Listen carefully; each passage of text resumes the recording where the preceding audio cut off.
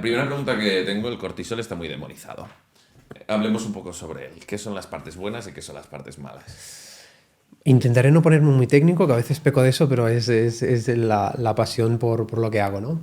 El cortisol es una hormona que se produce en las glándulas suprarrenales a partir de colesterol, que esto es un dato súper importante que luego te comentaré por otras cosas, que se liberan en respuestas ante amenazas bien sea de carácter físico, bien sea de carácter emocional, ¿no? Todo aquello que tu cerebro interpreta como una amenaza, automáticamente desde una perspectiva evolutiva y biológica, liberaba el cortisol y el cortisol es una hormona que ejerce una función hiperglucemiante. ¿Esto qué quiere decir? Que incrementa los niveles de azúcar en sangre y de energía para ayudarte a enfrentar esa amenaza.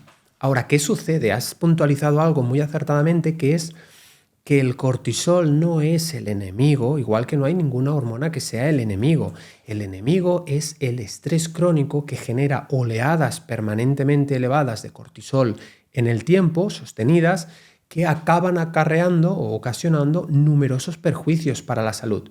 Entonces, un punto a favor del cortisol es que es una de las hormonas más antiinflamatorias que existen. De hecho, por ejemplo, la cortisona es una versión, un medicamento sintético que tiene una actividad antiinflamatoria casi idéntica al cortisol. Y luego tenemos la prednisona que tiene 4 veces la potencia del cortisol. Entonces, cuando tú vas a Tailandia, haces un viaje y te pica un bicho y no saben lo que es, y hasta que lo identifican y tú vas a urgencias con la cara inflada, lo primero que te van a dar es análogos de esta hormona para reducir la inflamación, bloquear las prostaglandinas, en fin, etcétera. Entonces, no es una hormona perjudicial. Sí se eleva cuando naturalmente debería elevarse, que nosotros tenemos el cortisol, sigue un ritmo circadiano, se incrementa por la mañana a primera hora porque evolutivamente no teníamos el acceso al alimento o a la disponibilidad energética que tenemos a día de hoy y eso tenía que incrementar nuestros niveles de energía para enfrentar todo tipo de amenazas físicas, ¿no? Un depredador, cazar o huir, etcétera, ¿no? Entonces, ¿qué sucede? Que en la sociedad moderna en la que nos encontramos hemos cambiado eh, los estresores físicos por otra clase de estresores emocionales que en lugar de ser acotados en el tiempo, se sostienen en nuestro estilo de vida moderno. ¿Qué quiero decir? Que las preocupaciones por llegar a final de mes, pagar una hipoteca, los niños, enfrentar un jefe autoritario, una ruptura emocional, todo este conjunto de estresores emocionales generan oleadas constantes de cortisol y eso es lo que acaba ocasionando toda una serie de perjuicios. El cortisol elevado te hace perder masa muscular, porque es una hormona que para incrementar los niveles de azúcar en sangre utiliza precursores no glucídicos como los aminoácidos. Es una hormona muy proteolítica o catabólica, es decir, destructiva del tejido muscular. Te hace perder masa muscular, te hace ganar grasa. Numerosos estudios confirman que tenemos una gran parte de receptores de cortisol en la zona abdominal y acumulamos mucho más grasa en esta zona. De hecho, hay personas que cuidan su alimentación y tienen esta zona con grasa. Bueno, quizás, no digo que sea la única causa, pero puede ser una causa importante, un estrés crónico, ¿no? También afecta al foco cognitivo. Sabemos que cuando estamos estresados no nos concentramos, tenemos dificultad para recordar cosas que a menudo no son fáciles. Tenemos problemas digestivos. El cortisol genera cambios en la motilidad intestinal que pueden contribuir a toda clase de alteraciones o patologías a nivel digestivo. Luego también otra de las consecuencias que manifiesta una persona estresada constantemente es una caída del eje sexual, de la libido. ¿Por qué? Aquí ya me pongo más técnico, pero lo tengo que decir por fricadas de mías, ¿no? El cortisol inhibe una hormona que es la hormona liberadora de gonadotropinas, que en esencia es la hormona que le dice a una glándula maestra que tenemos que produzca ciertas hormonas sexuales eh, a partir de los órganos sexuales, ¿no? De las gónadas. Entonces, ¿qué pasa? Que si el cortisol inhibe esta hormona, automáticamente tenemos una caída del eje sexual, de la libido. Por eso las personas que dicen, bueno, tenemos las conversaciones que tenemos, ¿no? Muchos hombres fuera de cámaras que, oye, me vienen muchas personas y me dicen, oye, Mar, que no se me levanta, que esto, que, oye, que tengo... Y llegan a tener problemas de pareja por esto, ¿no? Porque están tan estresados que además, como te decía antes lo del colesterol, las hormonas sexuales tanto los estrógenos en las mujeres, la progesterona y la testosterona en los hombres se producen a partir de colesterol. Entonces, si tienes unos niveles elevados de cortisol, estás compitiendo por el sustrato del cual se fabrica esa hormona. Entonces, ¿qué te quiero decir al final? Que la afectación del estrés crónico a nivel sistémico es muy importante. Para resumir, te hace ganar grasa, te hace perder músculo, te dificulta la ganancia de masa muscular, empeora tus digestiones y aumenta el riesgo de patologías digestivas, dificulta tu capacidad de concentración, deprime tu sistema inmunológico, por eso las personas después de una época de estrés enferman con mayor facilidad. Deprime el eje sexual, lo que hemos dicho, ¿no? Reduce la libido y también te hace retener líquidos, porque el cortisol también tiene una ligera acción que se conoce como mineralocorticoide, que lo que hace es retener sodio en los riñones y aumentar el volumen plasmático, y eso puede generar retención de líquidos o hipertensión. Entonces, fíjate tú qué consecuencias de vivir en estresados, que esto es, como te digo, la realidad que reflejan 9 de cada 10 personas que acuden a mi consulta. Entonces, de ahí la importancia de cuidar esto. Hostia, me parece como la mayoría de gente, y yo creo que no toma, ¿no? Conciencia de lo importante que es el estrés, que puedes estar comiendo súper bien y luego que no tenga ningún efecto porque el cortisol lo tienes por las nubes y no hay... Y de hecho, mira, antes hablábamos fuera de cámaras de ayuno y dieta keto, etcétera. Sí. Tú puedes hacer ayuno y dieta cetogénica y tener unos marcadores glucémicos en rangos de lo que habitualmente se considera prediabetes. Imagínate que tú que dices, hago ayuno, hago keto, pero estoy súper estresado, Marc. Nadie te ha pedido el cortisol y vas al médico convencional, que no está al corriente de esta información, y ve tus niveles de hemoglobina glicosilada, que es un marcador que se utiliza para conocer los niveles de azúcar en sangre en los últimos 3 meses, lo ves en rangos de 5,7, sin pedir insulina, sin pedir cortisol, sin entender el contexto. Lo primero que hace esa persona es decir, tómate metformina, este fármaco antihiperglucémico, porque estás siendo diabético, estás yendo hacia la diabetes de tipo 2. ¿Qué lo ha ocasionado? ¿Un consumo de carbohidratos? No. ¿Una falta de actividad? No. Lo ha ocasionado el estrés crónico. Entonces, la gente tiene que entender que fisiológicamente hablando, las elevaciones permanentes de cortisol incrementan no solo los niveles de azúcar en sangre, sino también el riesgo de padecer resistencia a la insulina periférica y, consecuentemente, sobrepeso, obesidad, diabetes de tipo 2. Wow. Y esto que has comentado, pongamos el caso que te he dicho antes fuera de cámaras. Yo hago keto, ayuno como 2 veces al día y estoy estresado todo el día. Y si mi comunicación es correcta, mi oyente va por allí también.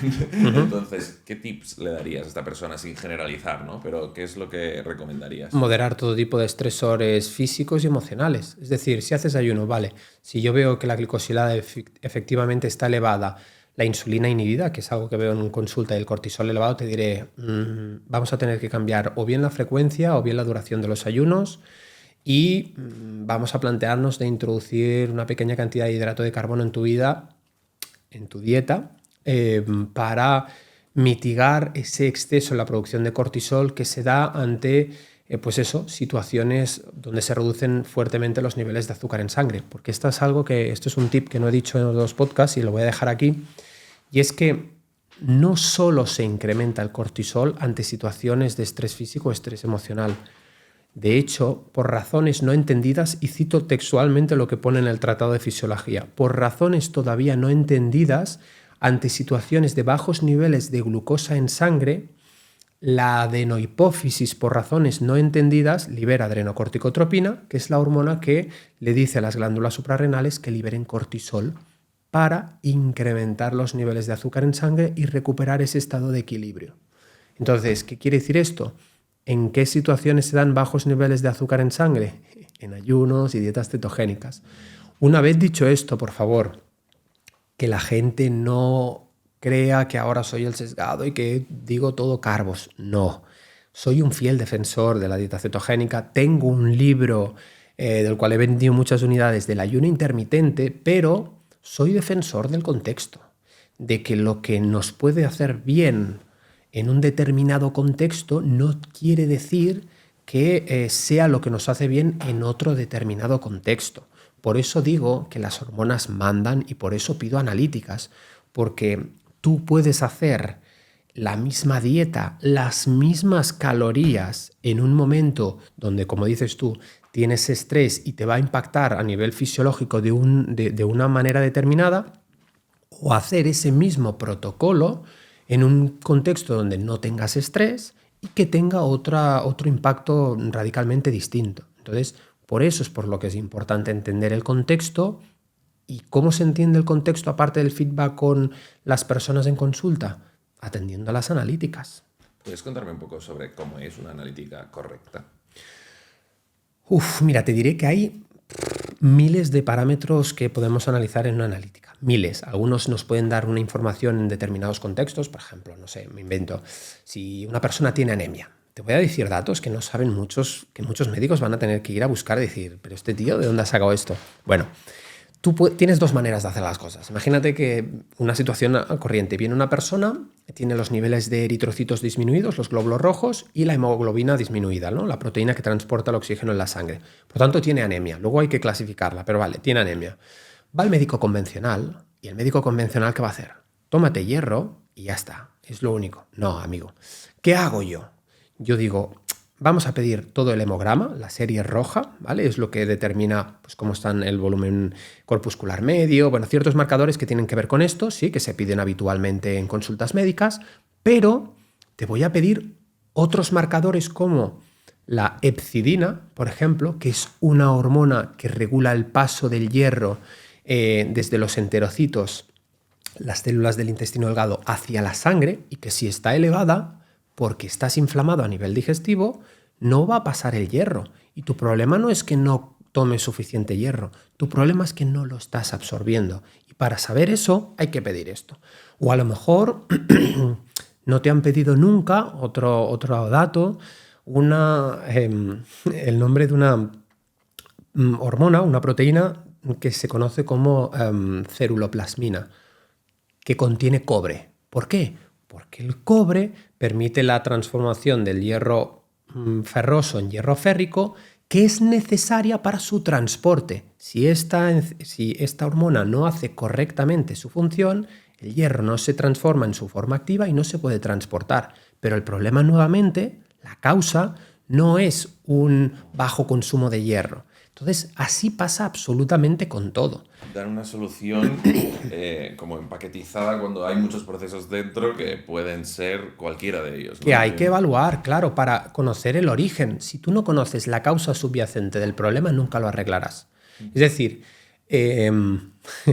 si tú vienes una persona con problemas financieros, el que le des 1.000 euros para pasar el mes no va a solucionar sus problemas, porque a lo mejor es una falta de inteligencia financiera, una falta de recursos, 1.000 cosas. Entonces, ¿qué te quiero decir? Y hay, ojo, que se ha atacado mucho a la comunidad médica diciendo que solo dan pastillas para mitigar síntomas, lo cual es, evidentemente, sabemos que es cierto, pero aquí también voy a lanzar una lanza a su favor, y es que hay muchos profesionales de la salud, muchos nutricionistas que hacen exactamente lo mismo con suplementos. Y el abordaje sigue siendo erróneo. Es decir, da igual si el médico te da, si tienes niveles elevados de azúcar en sangre porque ha visto, da igual si él te da metformina y el nutricionista te da berberina.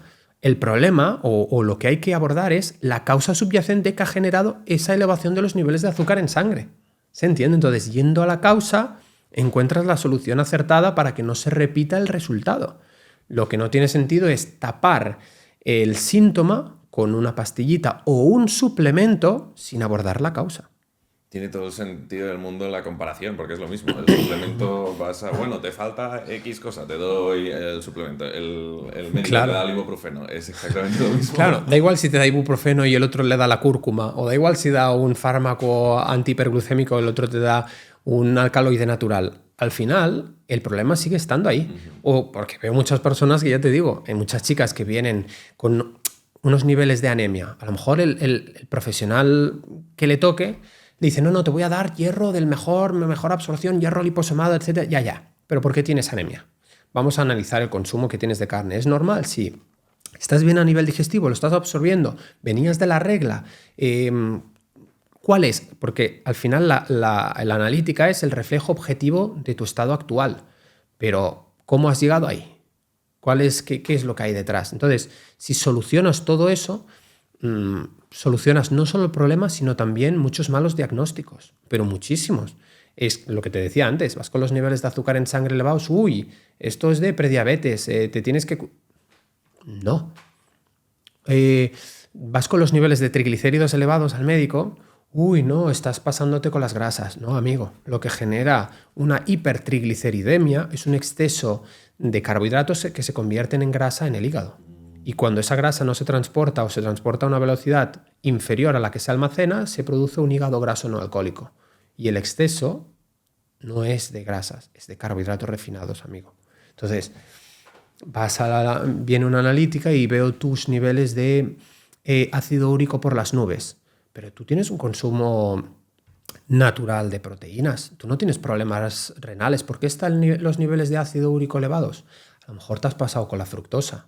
La fructosa inhibe la producción, eleva la producción de ácido úrico y inhibe la producción de óxido nítrico, que es un vasodilatador. Y eso genera hiperuricemia. Y a lo mejor vas al médico y te dice, tienes gota. No, amigo, no. Hay que eliminar la fructosa y te prometo que desaparece el ácido úrico. Milagrosamente llegan al mes y me dicen, me han bajado los niveles de ácido úrico, no lo entiendo. Yo sí, porque hay que entender la causa. Qué interesante. Quiero entrar, has nombrado varios alimentos, ¿no? Como carbohidratos refinados, fructosa, carne. Sé que tu visión es muy de individualizar por persona, pero quiero que des un poco de recomendaciones en cuanto a carbohidratos, en cuanto a carne, Venga. Cuéntame tú sobre alimentos que se comentan, rollo. Fruta, hay gente que te dirá que es malísima, hay gente que te dirá que es buenísima. ¿Puedes explicarnos un poco contextual?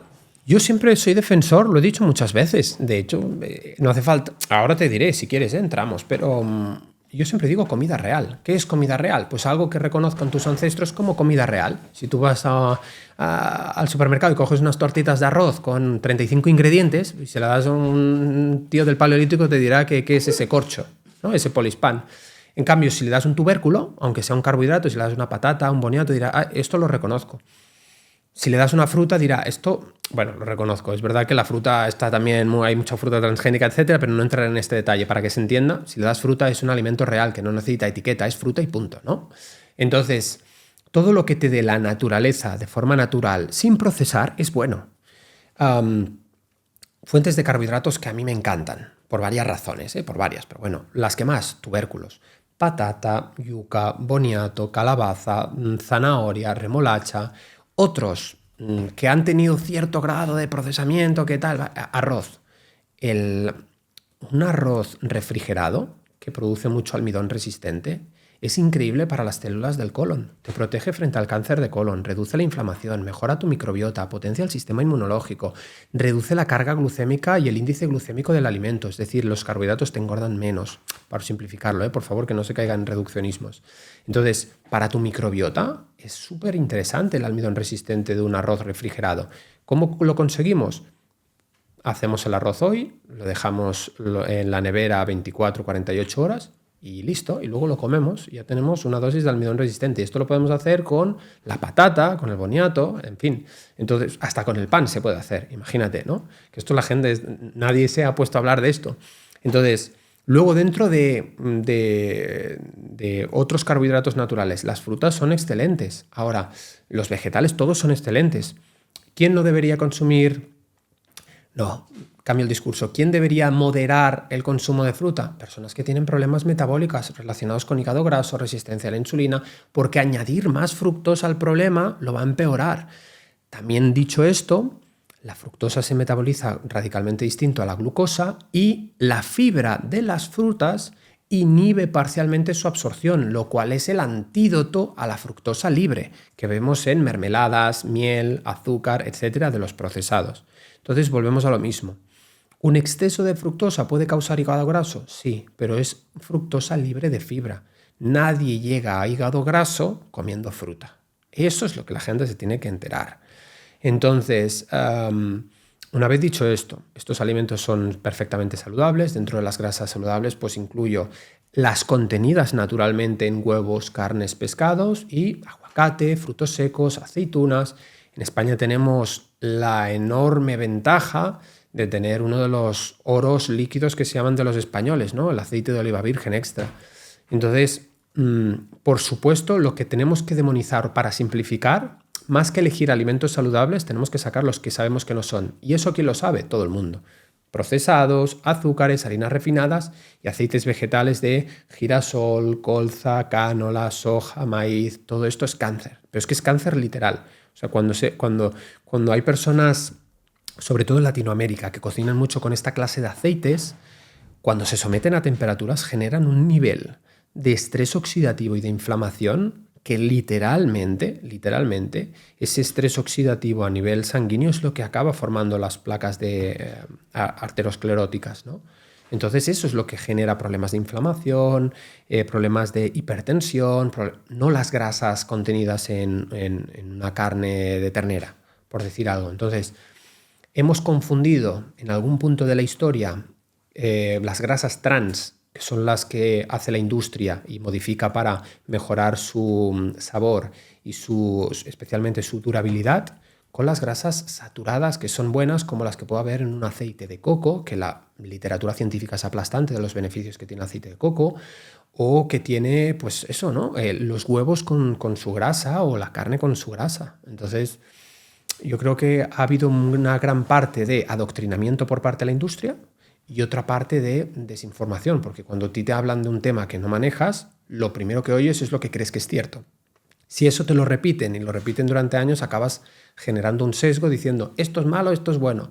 O sea, tú vas a la gente por la calle y le preguntas ¿qué es bueno para el corazón? Tomar Danacol. Eso es una estupidez. O sea, es que esto es literalmente una estupidez. Entonces, la gente no es capaz de hacer un sentido crítico y decir, no, es que a lo mejor los que han dicho que el Danacol es bueno es la empresa tal, que subvenciona tal, que patrocina tal. No llegan a eso. Entonces, bueno, hay... ¿Y las grasas saturadas es lo que genera colesterol? ¿O cómo funciona? Es decir, yo como mucho huevo, carne, ternera, grasa... Sí, aquí entramos en un melón tan grande y tan debatido en redes que...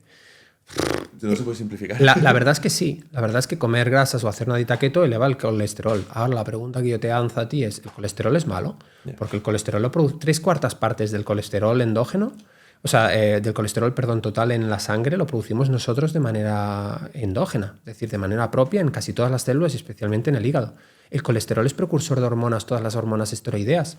La aldosterona, la dihidroepiandrosterona, el cortisol, la progesterona, los estrógenos, la testosterona, todas esas se fundamentan a partir de colesterol. El ácido cólico, un importante ácido biliar que nos ayuda a digerir las grasas, se se sintetiza a partir de colesterol. Entonces, si tú comes más grasas, necesitas más bilis. Y para que esa bilis emulsione las grasas a nivel digestivo y, digamos, facilite el trabajo pancreático enzimático para poderlas absorber, necesita ácido cólico. El colesterol forma parte de la bicapa lipídica de cada una de las 37 billones de células que tenemos, igual que los fosfolípidos. Entonces...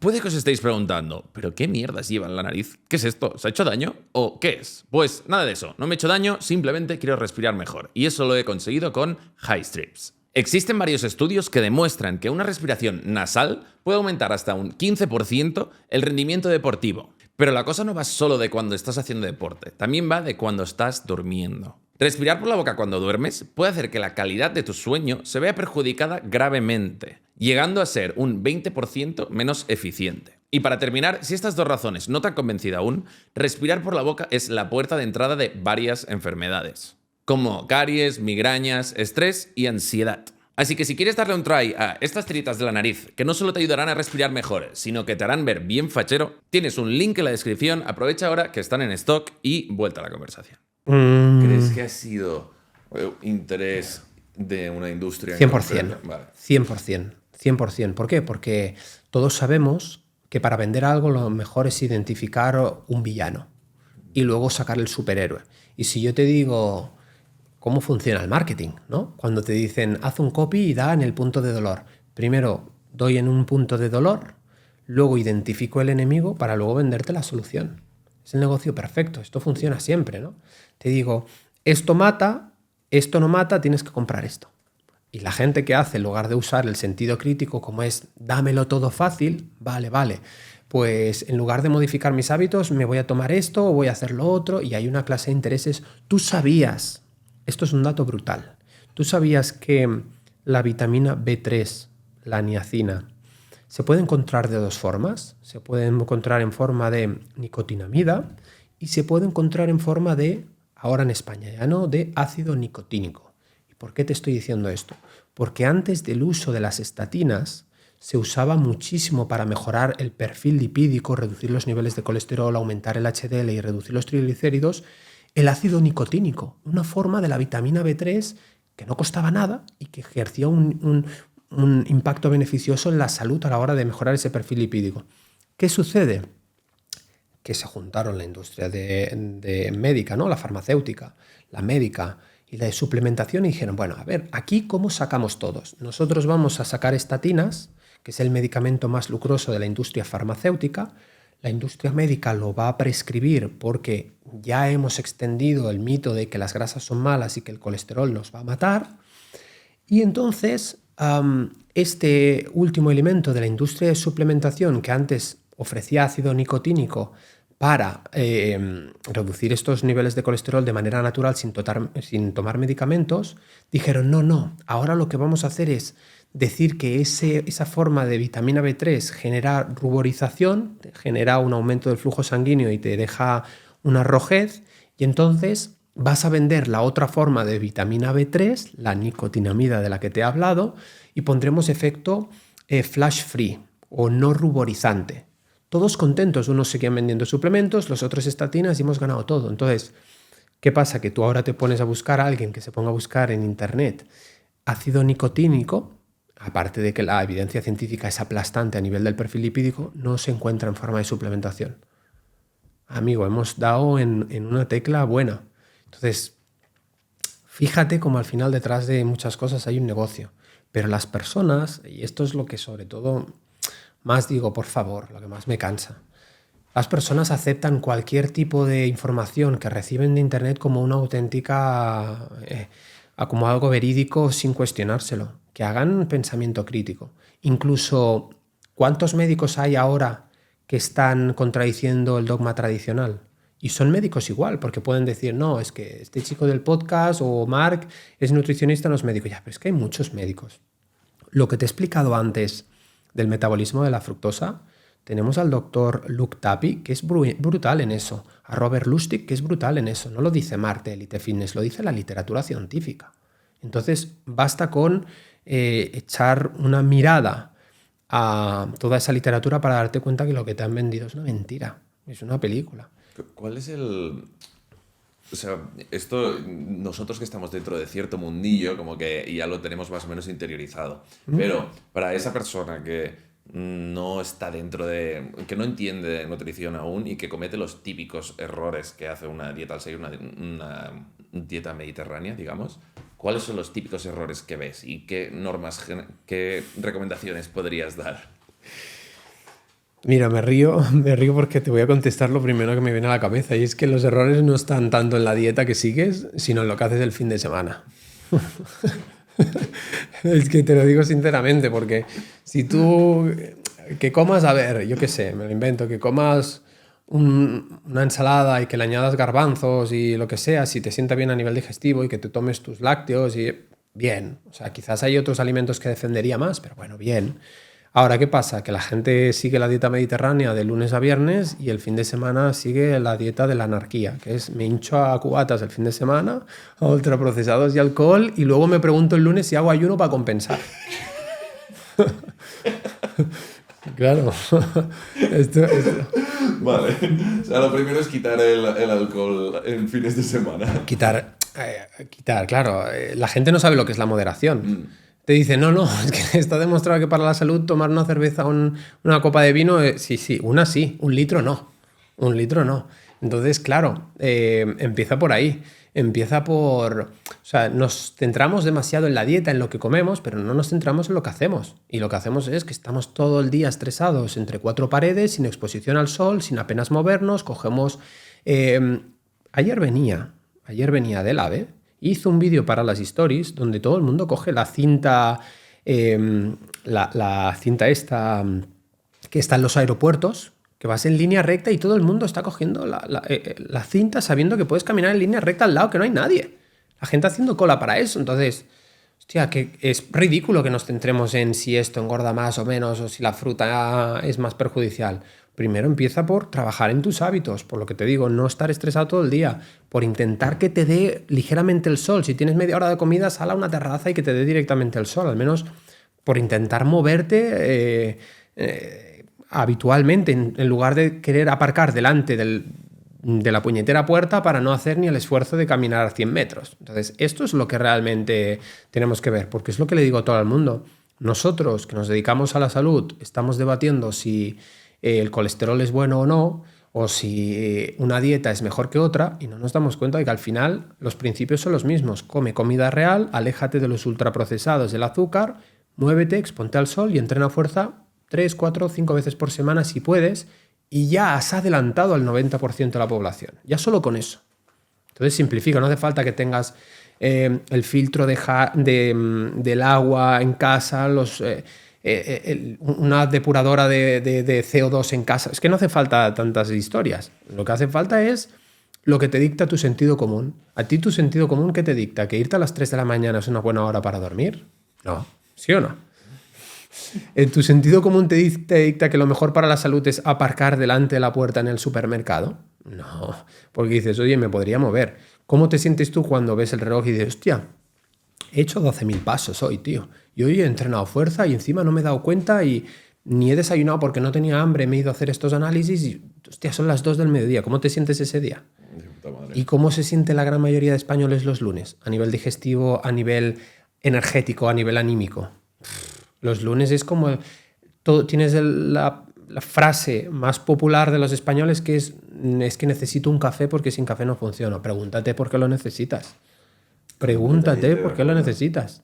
El mejor nootrópico, el mejor, si quiere, cuando la gente me dice, Marc, dime qué es lo mejor para aumentar la productividad, ¿sabes qué les digo? Una buena noche de descanso, sin duda. Entonces, ¿quieres saber el impacto tan beneficioso que tiene el sueño en tu salud? Prueba de estar sin dormir 2 o 3 días y me cuentas qué ánimo tienes. Ya verás cómo no vas al trabajo escuchando música y que la vida es muy happy, ¿no? Ya verás cómo te afecta muchísimo el estado de ánimo. Entonces, yo creo que nos hemos ido mucho hacia el perfeccionismo en redes y hacia lo más técnico. Y insisto, si comes comida real que no necesite un etiquetado, si te mueves, entrenas fuerza, descansas y gestionas tus emociones, ya has conseguido en un principio de Pareto que ese 20% de los factores genere el 80% de resultados. Y has comentado la cafeína, que bueno, tú me has comentado antes que bebes bastante cafés. Cuéntame un poco. Ahora lo estoy moderando mucho. Soy un amante del café por su sabor más que por sus efectos nootrópicos, porque al final la cafeína es una sustancia que, igual que el alcohol, termina generando tolerancia. Entonces, no es que cada vez tenga que consumir más cafeína para tener ese efecto nootrópico, ese efecto en la activación del sistema nervioso simpático, ese efecto lipolítico incluso, ¿no? Se ha visto que mejora la oxidación de ácidos grasos como energía en determinados contextos. Claro, si te metes un bocadillo de bacon con queso, no. Pero en determinados contextos, si haces un ayuno, tu dieta keto y tal, puede facilitar esa oxidación de ácidos grasos. También sabemos que tiene muchísimos beneficios a la hora de retrasar la fatiga a nivel muscular, retrasar la aparición de ácido láctico, incluso facilitar la reposición de glucógeno después de un entrenamiento a través de los transportadores GLUT4. Pero, ¿qué sucede? Que después del agua, el café es la segunda bebida más consumida del mundo. Entonces, ¿por qué te digo esto? Porque nuevamente no sabemos lo que es la coherencia. Todo el mundo, tú le preguntas a la gente, ¿cuánta agua bebes? Hostia, es que me cuesta un montón beber 1,5 litros de agua. Claro, porque estás todo el día bebiendo cafés y cuando no bebes cafés bebes del vino. ¿Me explico? Entonces, volvemos a lo básico. ¿Un café es saludable? Sí. Pero es inversamente proporcional el consumo a sus beneficios para la salud. Es decir, si me tomo 3, será menos. Y si me tomo 5, mucho menos, porque tendré mayores perjuicios que beneficios. Eso es lo que la gente no entiende. Lo que no es normal es 5 cafés con leche en una mañana con 2 azucarillos. Eso es una liada parda. Y prueba de ello es, dile a la gente que se saque el café. Díselo y verás el síndrome de abstinencia que tienen, como una droga más. Y yo soy consciente y tiene muchísimos beneficios, pero es como todo. Lo tienes que saber contextualizar y hacer un consumo racional. Nuevamente, ¿qué te decía al principio del podcast? Todo es equilibrio. Tu cuerpo, si se desregula en algún punto, busca el equilibrio. La vida es equilibrio. Si tienes mucha dopamina y poca serotonina, siempre estás persiguiendo sueños efímeros que nunca te llenan, nunca te satisfacen. Si tú tienes mucha serotonina y poca dopamina, serás el tío más happy flower del mundo, estás súper tranquilo, no tienes sangre de horchata y no quieres propósitos porque la vida es todo un universo de unicornios. Todo es equilibrio. ¿Son necesarios los suplementos en una dieta equilibrada? Depende de tu contexto. Si tienes un problema digestivo te pueden ayudar. Te diría que 3 suplementos imprescindibles a día de hoy, y estoy cuestionándome uno, por varias razones que no explicaré en este podcast, pero bueno, la vitamina D3K2, seguro. Te diría una dosis de mantenimiento de 2.000 unidades internacionales siempre y 4.000 en invierno, sobre todo aquellas personas que no se expongan demasiado al sol. El omega 3, concretamente EPA y DHA, porque forma parte imprescindible de las membranas celulares a través de los fosfolípidos, ejerce un efecto antiinflamatorio muy potente y porque nos excedemos con el omega 6 en la dieta y tiene que estar en un ratio equilibrado. Y por último el magnesio, porque según muestran los estudios hasta casi el 50% de la población mundial posee deficiencia de magnesio. El magnesio, por ejemplo, no se puede ver en una analítica de forma objetiva porque si bien sí se puede medir, solo representa el 1% y más del 60 o el 70% está en el hueso y el otro en tejidos conectivos, por lo tanto no es un reflejo objetivo. Entonces te diría magnesio casi para todo el mundo, EPA y DHA también, a razón de 1.200 de EPA y 1.000 miligramos de DHA y de 3K2. Esto como norma generalizada, ¿eh? Sí. Interesante. Luego, evidentemente, depende del contexto. Si tienes resistencia a la insulina, pues berberina, picolinato de cromo y ácido alfa-lipoico. Si tienes un problema digestivo de SIBO, pues tendrás unos suplementos específicos. Entonces, hay cosas que pueden ayudar. No tiene que centrarse el abordaje en tomar 30.000 suplementos, pero hay cosas que pueden ayudar, sí. Tengo curiosidad, Marc, por entender un día tuyo. Es decir, te levantas, qué tipo de hábitos sigues, qué tipo de comidas haces, qué tipo de suplementos tomas. Se está riendo mi mujer porque un día mío típico es muy aburrido. Me levanto, o sea, te lo voy a describir súper rápido. Me levanto a las 7, saco al perro, me tomo mi primer café y me pongo a trabajar ininterrumpidamente hasta puede ser que las 7 de la tarde, ahora que me modulo más. Voy al gimnasio, entreno fuerza y luego me voy a dar una vuelta hasta quizás completar, sí, cada día más de 10-12.000 pasos, lo cual destino otra hora. Llego a casa, ceno y después de cenar me pongo a leer. Y después de leer, pues me voy a dormir cada día a las 11:00 p.m. Y es así. Siempre igual. Pero solo has dicho que cenas. Ceno y al mediodía paro a comer, te diría que máximo media hora, vuelvo a sacar al perro también. Y suplementos que tomo, los que te he dicho. Tomo EPA y DHA en esa posología. Vitamina D3K2 no tomo porque me expongo a veces cuando se me anula algún cliente en esa franja de productividad. Si se me anula algún cliente, lo primero que hago siempre es ir a caminar, periodo de introspección y que me dé el sol. Entonces es muy probable que al menos cada día me exponga mínimo entre que salgo a la terraza al café por la mañana, etcétera, 1 hora, seguro. Entonces no hace falta. Me reviso mucho habitualmente los niveles de vitamina D, en la analítica y muy bien. Y como te decía antes, fuera de cámaras, de lunes a viernes hago ayunos siempre, casi siempre, 16 horas, etcétera. Si un día tengo que desayunar también me doy la licencia y no pasa nada, ¿eh? Pero como norma hago ayuno 16, a veces incluso más prolongados, dependiendo del grado de estrés. Si tengo mucho estrés, no. Si estoy más calmado, quizás sí. Escucho a mi cuerpo cuando tengo hambre. De lunes a viernes hago dieta cetogénica, con la inclusión suficiente de vegetales, etcétera. No la típica keto sucia de huevos fritos y bacon. Y el fin de semana hago al revés. Introduzco carbohidratos, como te decía antes, en forma de patata, boniato casi siempre, arroz refrigerado, vegetales y alguna proteína. Y fruta también el fin de semana. Entonces, más o menos sería eso. Y de días de entreno, la verdad es que depende del día. Pero habitualmente entre semana, 5 días por semana casi seguro. 5 días. ¿Y haces algo de cardio también, no? Sí, en los pasos diarios. Vale. De correr y tal, en verano, cuando dispongo más de tiempo o ahora que, por ejemplo, me he organizado diferente a nivel de trabajo, sí, me gusta mucho salir a correr, mucho. Pero más que cardio continuo, me gusta mucho trabajar por intervalos, hacer sprints, etcétera. Eso realmente ya no solo por la activación o la liberación de beta-endorfinas, etcétera, sustancias, moléculas que nos hacen sentir bien, sino también a nivel, yo creo que desahogo mental incluso, como desafío, me gusta hacerlo, sí. Guay. Eh, estoy haciendo la batería de preguntas que me quedan.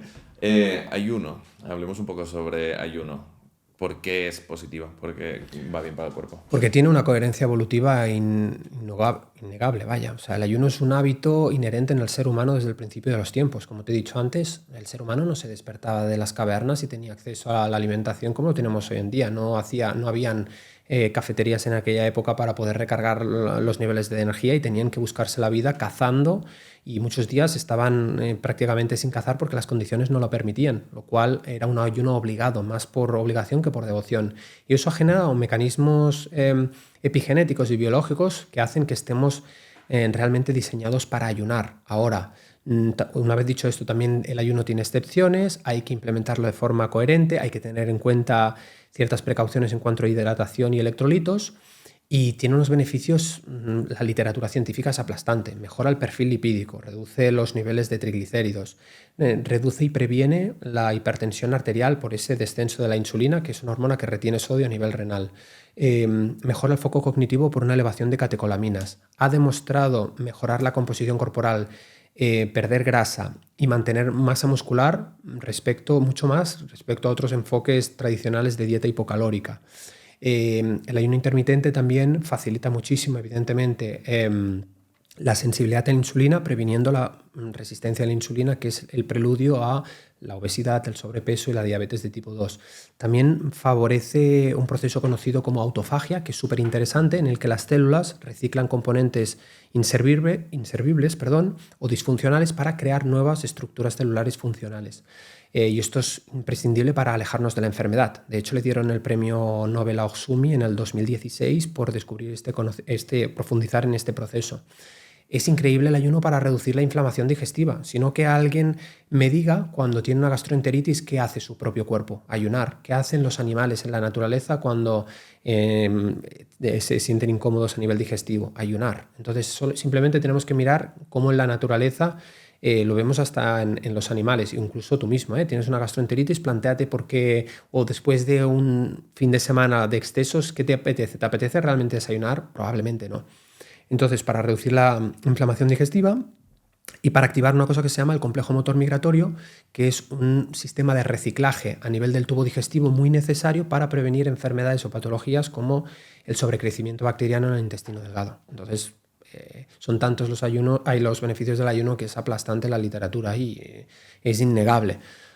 Una vez dicho esto, también tiene excepciones. Las personas embarazadas, los niños en edad de crecimiento, salvo que fuera una persona con obesidad muy pronunciada, se desaconseja. Personas que realizan dobles entrenamientos por lo que sea, un triatleta, pues es difícil encajar el ayuno.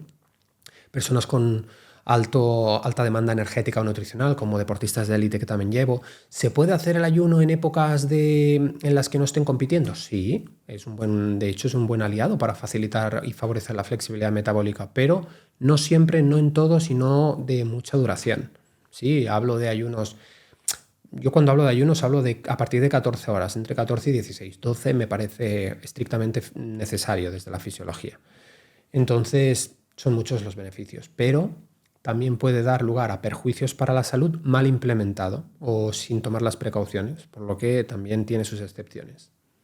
Y encima, tengo que decir que no es muy difícil la curva de aprendizaje del ayuno. Es decir, una semana intentándolo, luego ya no tienes esos cravings de que necesitas comer, ¿no? Tu cuerpo se acostumbra rápido, es como que está un poco hecho ya. Totalmente. Por eso te digo que es que al final uno de los mitos más extendidos del ayuno es que te vas a morir de hambre y no.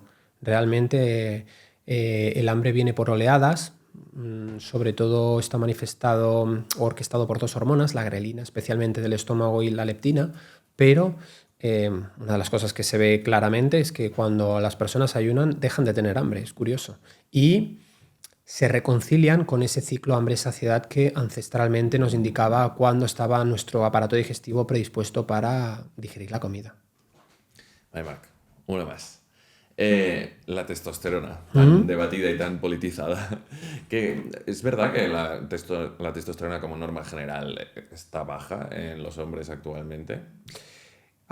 Mira, fisiológicamente hablando, a partir de los 30 años perdemos aproximadamente, según los estudios, entre un 1 y un 3% anual, y se pronuncia muchísimo más a partir de los 45-50, que es cuando realmente está teniendo tanto auge la terapia de reemplazo de testosterona actualmente, ¿no?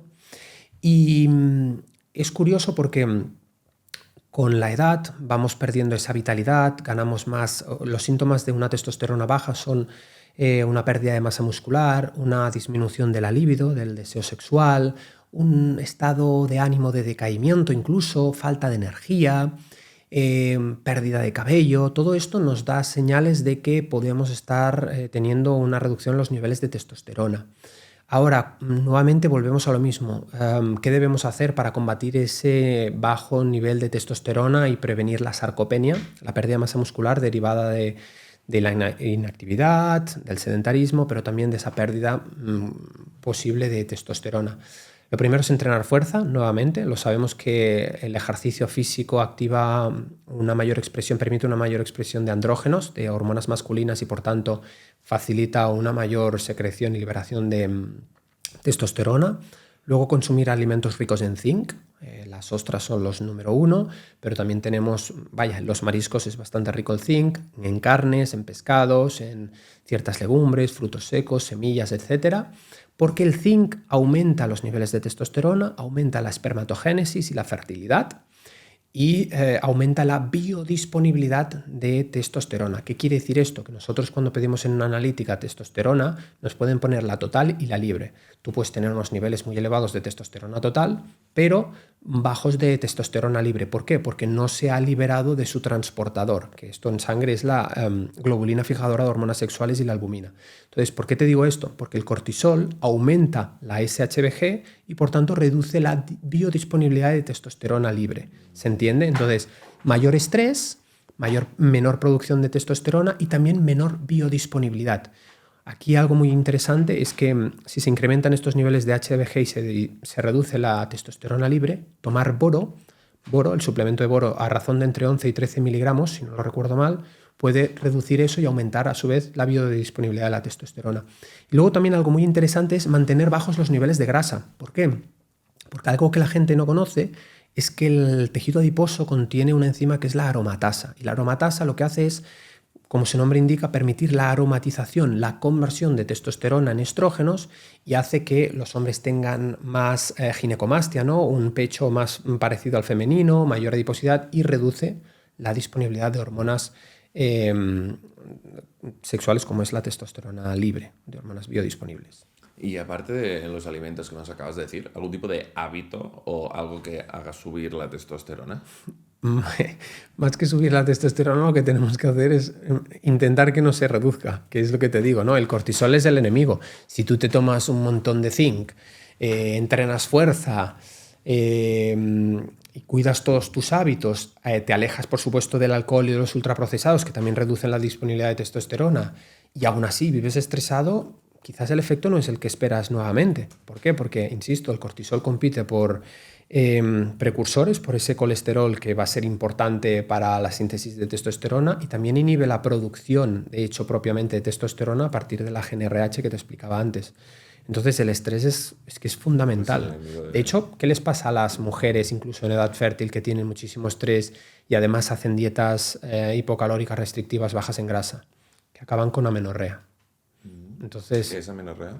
El cese de la menstruación durante un cierto periodo de tiempo. ¿Por qué? Porque, ya te digo, tu cerebro entiende que está ante una situación de peligro y lo que menos va a hacer es querer traer un hijo al mundo. Entonces, el primer mecanismo de defensa es: reduzco la disponibilidad de hormonas sexuales porque no necesito energía, porque estoy enfrentando una amenaza. Eso es lo que entiende tu cerebro. Hace ya varios meses que me dicen que estoy más guapo de lo normal, pero no acaban de saber qué es. Y ya te lo digo yo, es el pelo. Es por ese motivo que he decidido colaborar con Hospital Capilar, que es la mayor clínica de injertos capilares de España. Están situados tanto en Madrid como en Murcia como en Pontevedra y utilizan una de las técnicas más innovadoras, que es la técnica FUE. Esta técnica consigue los resultados más naturales porque en vez de extraer una tira completa de pelo, te extraen la unidad folicular uno a uno. De esta forma, no dejan cicatrices visibles. Cuentan con un equipo de médicos altamente formados y experimentados, que es lo importante, y se caracterizan por la especialización y por la personalización del cliente. Utilizan las herramientas más avanzadas del mercado, con las cuales son capaces de satisfacer esas expectativas que tenemos los clientes, que no son pocas. Tienen su propia preanestesia, con la que reducen el dolor de los pinchazos de la anestesia propia de la operación. Y os lo digo, lo he hecho sin la preanestesia y es jodido. Y finalmente, y lo que creo que es más importante, están muy encima tuyo, tanto antes de la operación como después, no dejándote solo en ningún momento y haciéndote sentir seguro durante todo el proceso. Si os estáis pensando si haceros los injertos capilares o no, os recomiendo que cliquéis en el link en la descripción, que pidáis información y si lo hacéis a través de allí encontraréis un descuento de 100 euros en todos los tratamientos capilares. Y si queréis mi punto de vista personal, desde que me he puesto pelo estoy mucho más contento, mucho más confiado con la vida y os lo recomiendo al 100%. Vuelta a la conversación. Empecemos con el estrés. Marc, te centras mucho y tengo curiosidad por saber por qué has decidido ir por ahí. ¿Por qué el estrés te interesa como nutricionista? Bueno, porque como bien seguramente sepas, soy un apasionado de la fisiología y cada vez me encuentro más analíticas. Esto lo he dicho siempre, que nunca llevo a nadie sin analíticas y cada vez veo más el reflejo o las consecuencias del estrés crónico a nivel metabólico, a nivel endocrino, a nivel sistémico, ¿no? Entonces, yo creo que es totalmente imperioso, es una necesidad dar a conocer la importancia o el impacto que tiene el estrés en nuestra salud, porque fíjate que es tan importante que incluso tú puedes cuidar lo que quieras tu alimentación, puedes cuidar lo que quieras tu entrenamiento, puedes hacer ayuno intermitente, dieta keto, lo que sea, incluso cuidar tu descanso, que esto ya veremos que tiene relación con el estrés, que si tienes niveles elevados de cortisol a causa de ese estrés crónico en el que vive la mayor parte de la sociedad moderna, lo tienes chungo. Lo tienes chungo porque al final, detrás de un 90% de las patologías digestivas que hay, estrés. Detrás de... ¿cuántas personas, esto no sé si lo tenías pensado, cuántas personas te dicen es que no consigo ganar masa muscular y mira que como y mira que entreno, o no consigo perder grasa y mira que entreno y hago todo bien? El estrés es una causa detrás de todo esto que se refleja en numerosas hormonas, ¿no? Se habla del cortisol y es verdad que hablo mucho de la importancia del cortisol, pero no es la única. Hay la adrenalina, el glucagón, la dehidroepiandrosterona, en fin. Hay todo un conjunto de hormonas que tienen que estar en equilibrio porque si no, al final acabas manifestando pues eso, una incapacidad de conseguir tus resultados más allá de lo estético y un impacto que tiene el estrés a nivel endocrino en tu estado de salud. Entonces es muy importante y creo que se pasa mucho por alto, porque todavía tenemos aquella creencia que es cierta, pero creo que es una visión todavía un poco cerrada, ¿no? Tú vas por la calle y le preguntas a alguien ¿qué es lo importante para mejorar la salud? Y te dirán la alimentación, el entreno y el descanso. Ya, pero lo que te decía, ¿no? Si estás estresado todo el día, que es lo que le pasa a todo el mundo prácticamente a día de hoy, no descansarás bien, no tendrás tus resultados bien. Si comes y comes con prisa, que esto lo vemos mucho en la sociedad española, comes en 20 minutos por seguir trabajando en la oficina de cualquier manera, acabarás con problemas digestivos. Si cenas tarde, unido a estos hábitos que tenemos, que tenemos sobre todo los europeos y más de los españoles, de vas al restaurante y acabo de cenar a las 11 de la noche, voy todo el día con estrés y encima me acuesto a dormir, pues al final es una bomba de relojería que acaba impactando negativamente en la salud. Está súper establecido, es como cultural. ¿Cuánto crees que debería de tardarse en comer o en cenar? Porque has dicho que 20 minutos es poco. A ver, mira, más que el tiempo, te diría que importa la forma. La forma quiere decir que no recomiendo a nadie estar con el móvil o con la tele porque son impactos visuales que modifican nuestra química corporal, nuestras emociones. Entonces, imagínate lo que es comer. A todos nos habrá pasado alguna vez. Estás comiendo y de repente tienes una noticia que te afecta a ti directamente y dices, hostia, ahora... o te corta el hambre de momento, ¿no? Porque estás elevando el sistema nervioso simpático. Se eleva la adrenalina y de repente dices, ya no quiero comer más. O a lo mejor te pones los típicos vídeos de TikTok que juegan con tus emociones, ¿no? De repente te dan motivación y qué bueno, y al vídeo siguiente un perrito y tal, y te pones a llorar y piensas, hostia, no es sano ni comer con prisas, ni comer con altibajos emocionales. Lo que es sano es comer con tiempo, darte un espacio para realizar correctamente la masticación. La digestión empieza por la boca. Nosotros a más masticamos, más producimos la alfamilasa, que es una enzima que descompone los almidones y ya empieza ese proceso digestivo, como te digo, en la boca. Entonces, si quieres tener mejores digestiones y prevenir problemas digestivos, es verdad que no solo hay una causa, ¿eh? Cuando tenemos un problema digestivo no es solo estrés, normalmente es un número de varios factores. Pero vaya, masticar correctamente los alimentos y tener un espacio tranquilo es absolutamente primordial. ¿Y cuándo hacemos esto? Probablemente como sociedad lo hacemos el fin de semana, cuando tenemos más tiempo, y entre semana nadie se toma un espacio de tiempo. Y no solo porque la gente no quiera, sino porque el trabajo, ya lo sabéis, ¿no? Media hora aquí tienes para comer y como deprisa y corriendo. Deprisa y corriendo y cualquier cosa. Entonces, imagínate eso repetido. Al final la salud yo creo que es un tema de volumen. Es decir, si tú te tomas un café malo un día, no te va a pasar nada. Si tú te tomas un café malo todos los días, sí te va a pasar cosas, ¿no? Si tú comes un cheesecake un día, no te va a pasar nada. Si lo comes cada día, sí. Entonces, la salud al final es un tema de volumen, volvemos a lo mismo.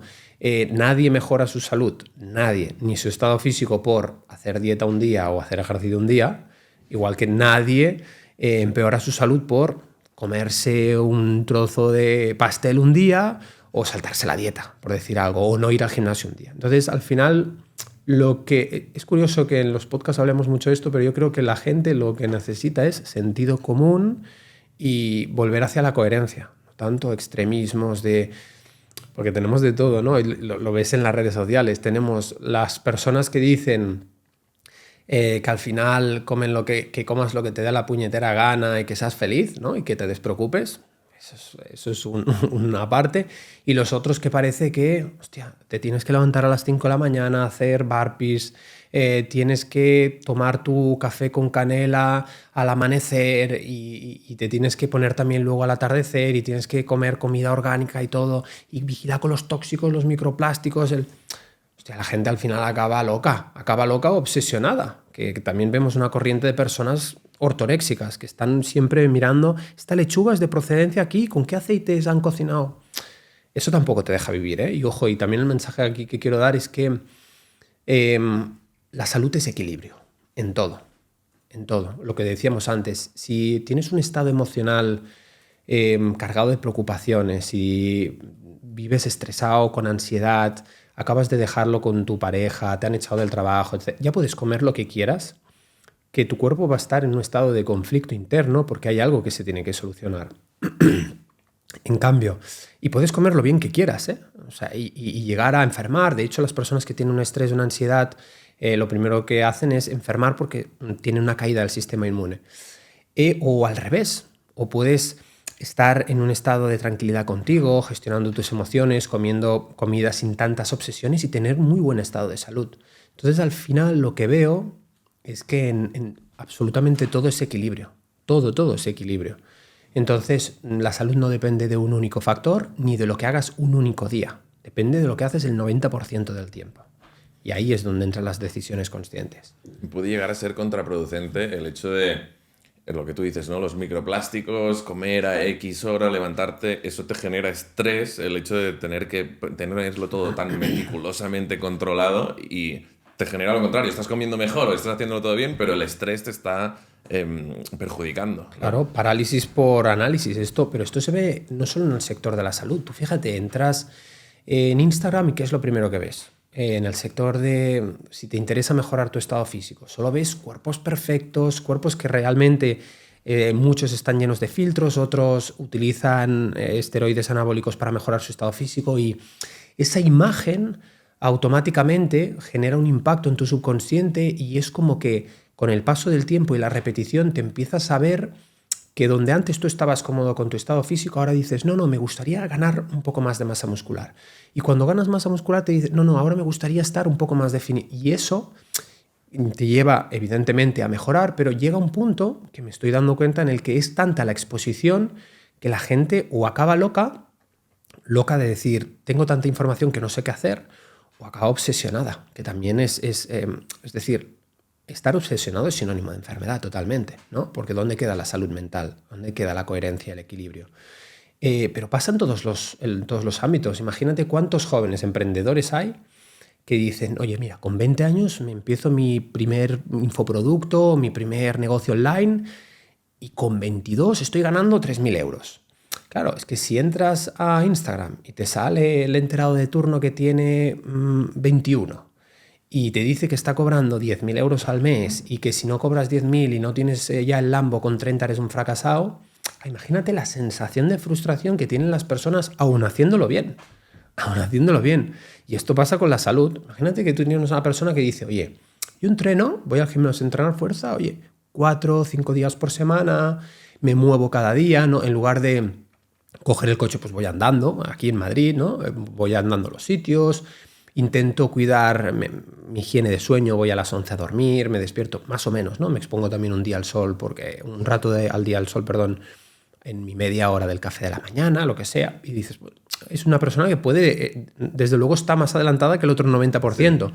Pero claro, si entra en Instagram, te dice, no comas los frutos secos por los antinutrientes, los tomates son malos porque es una solanácea, no añadas MCT porque rompes el ayuno, no sé qué, los microplásticos, los tóxicos. Al final, la gente dice, tomar por saco todo, o dejo de cuidarme o tengo que cerrar las redes sociales, porque si no es un impacto que te realmente acaba afectando mucho a la salud de las personas, porque dices algo, cualquier cosita, ahora decimos en este podcast, cualquier pildorilla que puedan sacar la puntilla, ya despiertas una diversidad de opiniones de o los seguidores, no, tiene toda la razón porque es así, o los detractores. Pero hay muy poca gente, si tú vas a ver a los comentarios, que diga, oye, chicos, sentido común, a lo mejor lo que está diciendo es en este contexto determinado, ¿no? Entonces, bueno. Y a la gente le encanta infundir miedo también, ¿no? Si haces esto, lo que dices, ¿no? El tomate no por X, el tal no por X. Y es como, hostia, sí, de verdad, tío. No, puedo encontrar que no debo de comer todos los alimentos que existen si quiero. ¿Sabes qué? Creo que esto pasa porque los divulgadores de salud, independientemente del profesional que sea, buscan más un impacto y captar una retención por premiar un algoritmo y tener seguidores que divulgar la verdad. Yeah. O sea, es decir, es más fácil lanzar un mensaje, por ejemplo, de que la fruta es una mierda, que esto hay muchos divulgadores que lo dicen, en lugar de decir, oye, en este contexto no te recomiendo la fruta y en este contexto sí.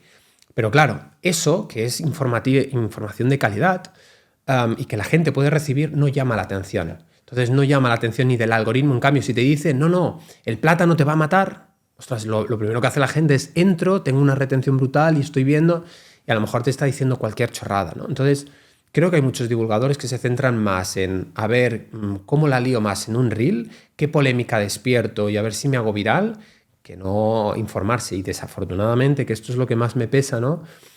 Son las cuentas que más crecen. Y tú dices, ojo, porque estas personas que están lanzando mensajes demasiado extremistas están creciendo porque captan la atención. ¿Y qué hacen las personas que siguen a esos divulgadores? Se vuelven extremistas. Yeah.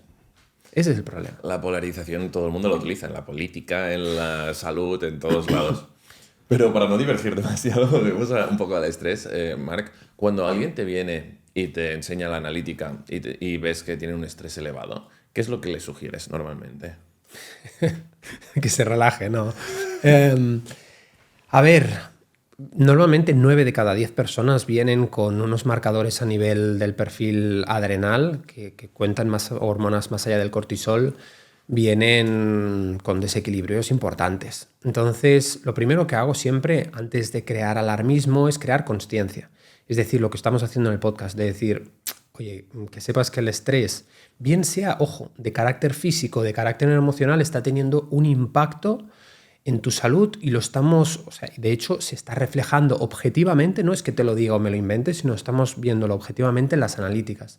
Entonces, una vez que la gente toma consciencia, lo primero es eso, ¿no? Identificar cuáles son los estresores. Hay muchas personas que me dicen, ostras, Mar, pero yo me encuentro en una situación tranquilo emocionalmente, no tengo nada que me produzca estrés, ya, pero hay otra clase de estresores físicos, el exceso de ayuno intermitente o de ayunos prolongados por seguir nuevas modas. Ojo, no digo que el ayuno sea la moda, las nuevas modas de decir, no, vamos a hacer el reto de ayuno ancestral de 5 días. Vamos a ver una cosa, ¿tú entiendes en qué punto estás? Porque a lo mejor le viene muy bien hacer ese ayuno a alguien que está adaptado al ayuno, que es consciente de las precauciones que tiene que tomar a la hora de utilizar esta estrategia, pero no a ti que te acabas de poner a mejorar tu salud, que vienes de no cuidarte nada, que te acabas de sacar como aquel que dice la Coca-Cola y te vas a poner a ayunar 5 días. Luego es lo que viene, ¿no?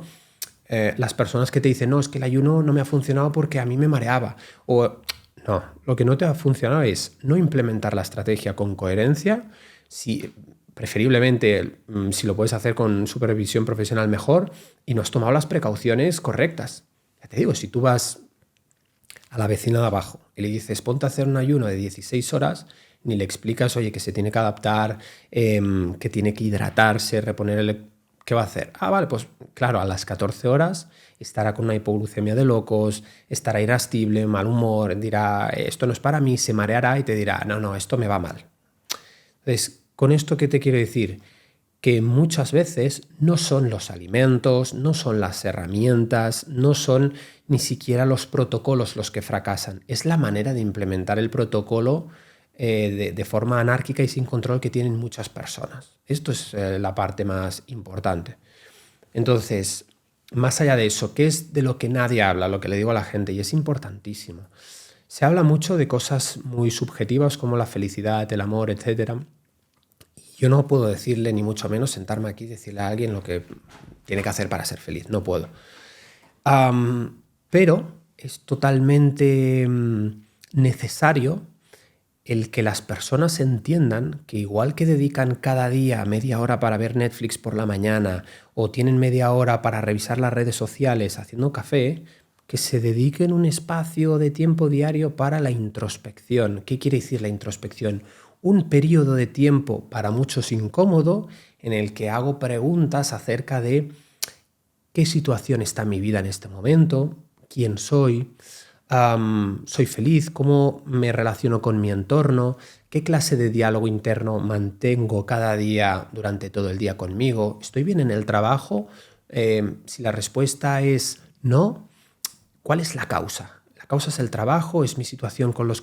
Entonces, al final, el dejarte un espacio para hacerte preguntas en relación a qué punto estás contigo, qué relación mantienes con los demás en tu vida, etcétera, hace ya que empieces a mirar más hacia adentro y no tanto hacia afuera, ¿no? Que empieces a profundizar y al final ahí es donde indudablemente todos llegamos a cuestiones que nos dan mucho miedo, que nos producen dolor, heridas que son necesarias abrir para sanar porque nunca han quedado del todo cerradas. Entonces, cuando tú empiezas por ahí y empiezas a derribar esos muros, cuando tú empiezas a seleccionar el diálogo interno que mantienes contigo, cuando empiezas a afrontar lo que más miedo te da, es cuando deja de darte miedo, cuando deja de producirte estrés, cuando empiezas a ser más dueño de tu vida y dejas de vivir en modo robot automático de sobrevivir como hacen la gran mayoría de personas. Entonces, es totalmente necesario que uno sea consciente de que nuestras emociones impactan directamente en nuestro estado de salud. Incluso mucho más que alimentos, incluso mucho más que el ejercicio físico, insisto. Entonces, de base, esto lo he dicho en otros podcasts, lo que primero te debería hacer una persona antes de proponerse retos con la alimentación, de entrenamiento, etcétera, es decir, bueno, ¿en qué punto me encuentro en mi vida? ¿Qué puedo hacer? Porque me resulta súper paradójico que ahora se hable mucho de la importancia que tiene la sobreexposición a las pantallas de luz azul por la noche, los microplásticos, los tóxicos, los bifenoles, los disruptores endocrinos. Todo eso evidentemente está muy bien, ¿no? Los peligros de la radiación, claro que sí. Pero si tú, por muy obsesionado que estés con hacerlo todo perfecto, sigues discutiendo cada día con tu pareja, sigues viviendo en una relación en la que eres infeliz, sigues yendo a un trabajo que no amas y vas a pasar un tercio de tu vida en ese trabajo, al menos hazte unas preguntas interesantes de ¿quiero convertir mi vida en esto? Y si no puedes, intenta decir, bueno, ¿qué hay más allá de esta situación que ahora me limita y qué puedo hacer yo para cambiarla? Porque muchas personas es muy fácil situarse también en el punto de victimismo y decir, no, es que claro, a mí esto es lo que me ha tocado. No, cada uno elige sus circunstancias. Y te lo digo yo aquí ahora desde una posición quizás más cómoda, a nivel profesional, a nivel económico, pero también he estado en situaciones muy difíciles. Yo antes conversaba con mi mujer estos días. Ahora, el fruto de lo que estoy obteniendo ahora en mi vida es el resultado de lo que tantos años he hecho en silencio. Entonces, el conocimiento es el resultado de estar muchas, muchas horas sin ver Netflix por dedicárselo al estudio, a la literatura, etc. Mi situación económica ahora es el resultado de haber dedicado muchas horas en silencio a trabajar en un proyecto. Entonces, ¿qué te quiero decir? Yo he estado ahí en situaciones en las que no tenía dinero ni para pagar un puñetero café. Yo he estado ahí. Yo he estado con problemas para llegar a final de mes, yo he estado con problemas de pareja, yo he estado en situaciones muy difíciles, he perdido a personas con cáncer, pero me he ido trabajando al punto de decir, en el que estoy ahora. Es decir, ahora es el resultado de lo que he hecho. Y todo el mundo a veces está celoso del proceso, del resultado, pero nadie está celoso del proceso. Entonces, al final, lo que te quiero decir, y quiero decir a tu audiencia, es que somos mucho más responsables de la realidad que nos acontece de lo que creemos. No es casualidad que una persona pueda... ¿cuántas veces vemos o personas que han enfrentado unas dificultades que dirías, buah, yo en este caso me pego un tiro y salen adelante? ¿Y por qué otras personas aparentemente lo tienen todo y entran en un estado depresivo?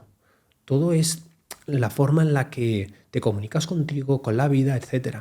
Si tú ves como veo yo que la vida es un regalo, cuando tú empiezas a mirar más hacia adentro y te das la importancia que merece eso, dejas de darle importancia a lo demás. Y lo demás, curiosamente, lo que recibes es la manifestación de lo que eres. Entonces, no puedes atraer algo a tu vida, no puedes generar un resultado de algo que no vibra con lo que tú eres de verdad. Entonces, la importancia de las emociones en el marco de la salud. Si tú quieres salud, no puedes tener pensamientos que te enferman cada día. No puedes tener relaciones tóxicas que te enferman cada día. Da igual si comes un trozo de lechuga o un plato de arroz. Primero empieza por trabajar todo eso. Coño, o sea, cuántas variables dentro de la salud y qué difícil, porque pensarías, bueno, si duermo bien, hago ejercicio y como bien, ya está. Pero te das cuenta de que no, tú mismo te das cuenta de que no. Y traje a un psicólogo que decía que los pensamientos se piensan a sí mismos, es decir, que tienes que construir un ecosistema que sea suficientemente bueno como para que los pensamientos sean positivos, es decir, claro, ten algo de seguridad financiera, ten algo de, o sea, que no te duela nada para empezar y a partir de ahí todo irá, tu diálogo interno, como tú dices, irá mejorando. Claro, es que además estamos en una sociedad donde diría que no sé qué porcentaje, pero un gran porcentaje de los pensamientos que tenemos aleatorios cada día son negativos, son pensamientos que nos empequeñecen, que nos hacen dudar de nosotros, de nuestras capacidades, que engrandecen los miedos, las preocupaciones, las dudas, que nos generan ansiedad, miedo. Y yo sé por experiencia y por haber hecho un profundo trabajo interior conmigo que la vida es maravillosa cuando eres capaz de verla con todos sus matices, cuando eres capaz de aceptar todo lo que te acontece y cuando eres capaz de aprender tanto de lo bueno y celebrarlo, como de lo no tan bueno y poder utilizarlo como un acontecimiento para explorar tus fortalezas, para explorar tus debilidades, para trabajar en ellas. Entonces, hay mucho más información en el miedo, en el dolor, que no en la felicidad, ¿no? La felicidad al final, para mí, es algo que se trabaja, no es algo que viene de la noche a la mañana, no es algo que hay que perseguir, no es algo que hay que encontrar, es algo que depende de uno mismo. Entonces, al final, como dicen los estoicos, es absurdo totalmente vivir en esta vida creyendo que no existirán los problemas o las dificultades. Es igual de absurdo que alegrarte porque un día hace sol y enfadarte porque al día siguiente está lloviendo. Entonces, la vida nos pasa a todos, ¿no? Yo tendré ciertos momentos de comodidad y otros momentos de mucha dificultad, igual que tú, igual que todos los que nos estén viendo. La cuestión es, ¿qué haces tú en esos momentos? Porque eso define mucho más de ti que cualquier otra cosa. La realidad es neutra y todo es como tú lo percibas. Es decir, los hechos son hechos. Y a partir de ahí es lo que tú le atribuyas que es al hecho. Claro. Y es lo que dices, es importante ver cómo de todas las dificultades que se te presentan en la vida hay un aprendizaje. Y de hecho, espiritualmente hablando, al menos para mí, se repiten esas dificultades hasta que hayas logrado conseguir lo que tienes que conseguir. La vida te lo pondrá delante otra vez. Totalmente. La vida es... Un día escuché una analogía que me pareció muy acertada. La vida es como cuando íbamos al colegio. Cuando no apruebas una asignatura te la vuelvo a presentar 1000 veces hasta que tienes que hacer los deberes y lo apruebas y eres capaz de ir al examen. Y a mí también, ¿no? Buenísimo. Entonces, es eso. Hay frases que me parecen increíblemente transformadoras y una de ellas es que lo que negamos nos somete y lo que aceptamos nos transforma. Entonces, ¿qué actitud tengo yo con todo lo que me sucede? Luego también somos mucho más responsables de nuestra actitud y de nuestra manera de relacionarlos de lo que la gente piensa, porque por supuesto nadie está exento de salir de aquí y que la atropellen, nadie está exento de que suceda un acontecimiento desfavorable, claro que no. Pero la pregunta más interesante, que es la que nos genera responsabilidad, es ¿cómo actúo yo ante esas situaciones? ¿No? In other news. Espero que estéis disfrutando de la conversación, pero tengo que pararos un momento para pediros un favor. Pero a diferencia de otros podcasts, yo voy a partir del interés propio, no voy a reformularlo e intentar manipularos. Lo que pasa es que si os suscribís, vamos a tener más visitas, vamos a tener más pasta a ganar y con eso vamos a estar más motivados y a partir de ahí podremos traer a mejores invitados que os estimularán más la mente y en consecuencia ampliaréis aún más la perspectiva. Así que muchas gracias por suscribiros y vuelta a la conversación. ¿Cuál es mi actitud? Tú puedes enfadarte porque te has levantado más tarde de lo normal, llegas con prisa al trabajo y hay una cola porque están haciendo obras y cagarte en todo, como puede pasar en muchas veces en muchas personas, o puedes aceptar y decidir, bueno, si voy a llegar tarde al trabajo, si voy a tener estas consecuencias, ¿cuál es la lección? A lo mejor me tenía que haber despertado antes. ¿Es la responsabilidad del mundo? O sea, ¿el problema son las obras o el problema es que yo me he levantado tarde? ¿Qué actitud tengo, ¿no? Delante de cualquier tipo de contratiempo? Porque si no, me doy cuenta de que estamos en una sociedad muy exigente, pero muy victimista. Nos quejamos de todo el tiempo, pero no hacemos nada por cambiarlo. No hacemos absolutamente nada. Y eso es una paradoja porque pienso, el primero que tienes que cambiar eres tú. El primero que tienes que ser el ejemplo, como decía Mahatma Gandhi, el ejemplo que quieres ver en el mundo, empieza por ti. Entonces, preocúpate de lo que haces tú todo el tiempo y luego ya tendrás tiempo en mirar lo que hacen los demás. Porque es muy fácil sentarse en la posición de la conformidad y juzgar todo lo que hacen mal los demás. Pero es muy difícil decir, bueno, ahora toca tener ese tiempo para hacer la autocrítica y decir, bueno, ¿y qué hay de mí? Lo que pasa que, nuevamente, volvemos a lo mismo. No tenemos tiempo para eso y tampoco queremos. Tampoco queremos porque nos duele. No tenemos tiempo significa que nuestra prioridad es esa. Es un tema de prioridades. Totalmente. Es muy importante y de hecho últimamente que conozco a tanta gente en el podcast y hay gente muy trabajada que me gusta como es y la energía que transmite, siempre me fijo en el porcentaje de responsabilidad que se le atribuye a uno mismo. Es decir, a ver si lo puedo terrenalizar un poco. Cuando veo a una persona que le noto que es feliz, que tiene dinero, que le va bien la vida en general, me intento fijar en cuáles son sus creencias, qué cree esta persona de la vida. Y da la casualidad que la mayoría de gente se atribuye un porcentaje de responsabilidad muy alto, que tienes la posibilidad de cambiar tu vida y de crear lo que tú quieres. Entonces es importante porque ¿cómo saber si quieres tomar consejos de una persona o no? Mira en lo que sea que estás intentando aprender y date cuenta de cómo está. Si quieres aprender a hacer dinero, aprende de alguien que ha hecho dinero. Si quieres aprender a estar feliz, aprende de una persona que sea feliz y que se lo notes, ¿no? Totalmente. El problema es eso, que tenemos un montón de personas hoy en día en redes sociales, en internet, dando consejos de materias que no son las suyas, ni siquiera son un ejemplo, ¿no? Podemos ponernos muchas veces a... Fíjate que uno de los pecados capitales que menos se reconoce es la envidia, ¿no? Porque incluso hasta nosotros mismos, hasta el que la padece, le genera una sensación de incomodidad reconocer que tiene envidia, ¿no? Cuando te dicen envidia positiva, bueno, al fin y al cabo es envidia, es querer para ti lo que tienen otros y que tú no has conseguido. Entonces, la pregunta de responsabilidad personal que yo lanzo aquí es, ¿por qué el otro lo tiene y tú no? ¿Por qué? Entonces, cuando empiezas a entender esto, y cuando en lugar de mirar hacia otro lado, empiezas a, nuevamente lo que te decía, enfrentar tus miedos, esas preguntas incómodas, y empiezas a verte a ti en lugar de a los demás, te miras en el espejo y dices, ¿qué es lo que tengo que cambiar? Las cosas empiezan a cambiar y los resultados empiezan a llegar. Entonces, hay una cosa que siempre comparto con mis seres queridos o con la gente que me pregunta incluso en podcast o fuera de ellos.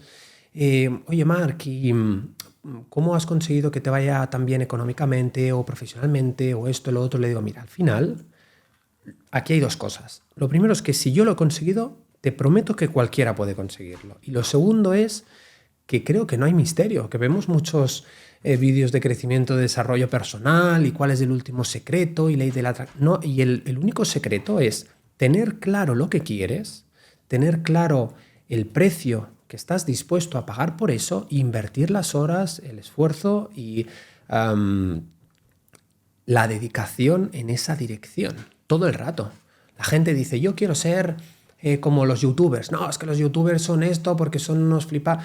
Ya, pero mientras tú estabas saliendo, etcétera, a lo mejor tenías estos youtubers subiendo contenido. Y lo veo yo porque digo, mira, tengo una ética de trabajo enfermiza. O sea, yo me propongo hacer algo y lo hago siempre. Y no dudo. Y no esquivo las responsabilidades. Porque está muy bien hacer las cosas que nos apetece, pero también hay que estar ahí y seguir haciendo las cosas que no nos apetece, pero que necesitamos.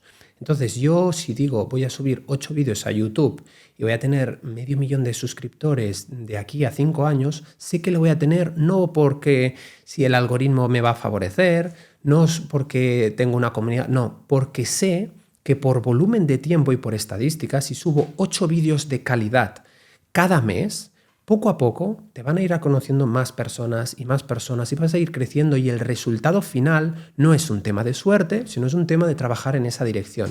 Ahora, ¿qué sucede? Que si empezamos yo y tú lo deseas muy vagamente, porque tu prioridad, insisto, lo que decías tú, es que el fin de semana tener tiempo para pasear con tus amigos por la playa, está muy bien, pero entonces no quieras ese resultado, ¿no? Para ser Messi o para ser Cristiano Ronaldo tienes que haber dedicado el volumen de horas que han dedicado ellos antes de juzgarlo. Porque tú conoces a alguien, yo te pregunto, ¿tú conoces a alguien que vaya todos los días al gimnasio? Sí, todos, y no tenga resultados. No, imposible. Imposible. ¿Tú conoces a alguien que se cuide la alimentación y ligeramente sus hábitos y no tenga salud? Es imposible. Entonces, al final, lo que atraemos y los resultados que conseguimos son fruto de lo que somos, de lo que hacemos para llegar a esos resultados. Pasa que... ¿Sabes por qué creo, verdad? ¿Sabes por qué creo que la gente, cuando se trata de crear riqueza, no es capaz de aplicar la misma lógica que en el gimnasio? Porque realmente es exactamente lo mismo, si te fijas. Si vas al gimnasio cada día, vas a estar bien físicamente. Entonces, si trabajas cada día para crear un proyecto en el que puedas monetizar, también va a pasar. Lo que pasa es que no se aplica la misma lógica, porque es menos tangible. El gimnasio estás yendo, estás levantando pesas, crece el músculo. En el momento incluso lo ves. Cuando creas un proyecto, no tiene porque, o sea, trabajas un día y no ves nada, trabajas otro día y no ves nada, trabajas otro día. Claro. Pero la lógica es exactamente lo mismo. Lo que pasa es que la gente no es capaz de atribuirle lo mismo. Igual que la salud, que es más tangible, con el dinero es lo mismo. Con los resultados, yo siempre aplico la ley japonesa del bambú. La ley japonesa del bambú dice que durante cierto tiempo los japoneses plantan el bambú Y hasta que crecen las raíces debajo de tierra, pasan años y años y años y ellos siguen regándolo sin ver ningún tipo de crecimiento en el bambú. Y de repente, cuando por fin el bambú sale de la tierra, empieza a crecer 7 metros por mes o por semana, algo así. Entonces, ¿qué te quiero decir? Nuevamente que construir una empresa no son 2 días, construir un canal de YouTube no son 2 días, construir una comunidad no son 2 días. Entonces, yo en ese aspecto siempre digo, vale, ¿qué es lo que quieres? ¿Qué es lo que hace falta para llegar allí? Evidentemente, sin contar la suerte como un aliado en el proceso. ¿Y qué depende de ti? ¿Estás dispuesto a pagar el precio? Sí. Pues entonces adelante, pero demuéstralo con tus acciones. Demuéstralo. Incluso cuando eres capaz de encontrar eso que te gusta y que te apasiona, como es tu caso, la fisiología, ¿no? Se llama, es que no Sí, sí, totalmente. Oye, o como yo en mi caso, tener conversaciones con gente que me ayuden a aprender es algo que nada muy a favor de lo que a mí me gusta y lo que a ti te gusta, con lo cual no se convierte en una cuesta contracorriente o no estás... Para mí la diferencia es el trabajo. Yo no le llamo trabajo, yo le llamo jugar. Yo juego a hacer podcast porque para mí es un juego en el sentido de que me lo paso bien. Yo lo quiero hacer. Aunque no diera dinero, Totalmente. yo lo haría. Entonces, cuando tú encuentras esa cosa que harías sin la posibilidad de ser recompensado económicamente, ahí es cuando la vida ya empieza a ser guay. Totalmente. Fíjate en casos... todos los casos de personas exitosas que hemos escuchado alguna vez son por pasión. Steve Jobs hizo lo que hizo por pasión, no por dinero. No se veía un imperio de 15 millones. Walt Disney lo mismo. Henry Ford lo mismo. Es decir, les mueve una idea y una pasión que de hecho hace que estén todo el día enfocados en una línea, y esto a mí me pasa, ¿no? Y no lo seguirían haciendo aún sin, como dices tú, ser remunerados. Y yo antes, fuera de cámaras, te decía, yo es que para mí, cuando se habla de, ostras, Marc, ¿cómo has llegado a adquirir este conocimiento en fisiología? Leyendo fisiología. Ah, pero es que yo no leo de lunes a viernes y el fin de semana me relajo. Yo no leo hasta agosto y en agosto me tomo un mes de vacaciones. Para mí leer es mi Netflix. Entonces, lo que quizás muchos médicos hacen, tienen que memorizar y aprender para escupirlo en un examen solo por el resultado final, que es tener la titulación de médico, yo lo hago por pasión. Para mí es mi Netflix. Entonces, es igual de ridículo que cuando alguien me dice, pero Marc, ¿sales a correr en verano o tú sigues entrenando? Es decir, no. Y desde afuera, ¿a cuántas personas les ha pasado? Te llaman obsesionado. No, perdón, si tú eres religioso, lo eres solo durante una época del año y la otra no. Si tú vas a misa, ¿no vas también en verano? Si tú comes carne, ¿no comes también carne en verano? Entonces, si yo he encontrado una pasión que me mueve, ¿por qué lo llamas obsesión? Si es lo que realmente me apetece hacer. Entonces, yo, insisto, cojo en verano y puedo estar de crucero y evidentemente estaré más relajado, pero si encuentro un momento, o ayer, como te decía en el tren, lo estoy repasando. Y eso que da un resultado no a nivel de conocimiento solo, sino a nivel de seguridad en el conocimiento. Cuando tengo una persona profesional de la salud, médico, que se pone a debatir conmigo, evidentemente él es el médico y yo no. Pero hay una cosa que sí sé, y es que he estudiado tantas veces el Tratado de Fisiología Médica que soy capaz de decirte el capítulo y la página del libro de Fisiología Médica, que es lo que él ha estudiado. Entonces, ahí ese es el argumento, ¿no? Y te lo ponía también el ejemplo de la Biblia. Quizás no eres sacerdote, pero te gusta leer mucho la Biblia. Y a lo mejor el sacerdote va a misa y predica lo que va a dar ese día en la misa, y a lo mejor tienes el típico friki que quizás no es religioso, pero ve la Biblia como un libro de metafísica, de todo esto, ¿no? Y es capaz de decirte los versículos de memoria. Entonces, estamos en una sociedad donde parece que todo se nos juzgue o se nos mire en base a lo que ponga en un título. Y creo que además eso es muy perjudicial porque la gente solo se acaba haciendo a su propio título. Es decir, tú no eres más que en mi caso, tú eres nutricionista, sí, pero soy muchas más cosas que eso. O sea, ¿por qué me quita? Y las personas que hacen con pasión, ¿tú crees que Elon Musk tiene la carrera de ingeniería aeroespacial? No, pero está levantando una empresa que envía cohetes a la Luna. Entonces ese es el resultado. Steve Jobs tenía la carrera... No, ni siquiera acabó los estudios. Mark Zuckerberg, no, ni siquiera acabó los estudios. Son gente que ha cambiado el mundo. Y estamos utilizando dos redes gracias a que estos tipos tuvieron una visión y una pasión. Entonces, al final, yo creo que, al menos a mí personalmente, me gusta moverme con gente que le gusta lo que hacen. No, yo no le pregunto a alguien, oye, ¿cuál es tu formación? O yo no voy a un restaurante y le digo, ¿el chef es de estrella Michelin? No. Yo me muevo y si la comida está brutal, le diré, tío, esto está de cojones, ¿sabes? ¿Y cómo encuentras eso que te gusta?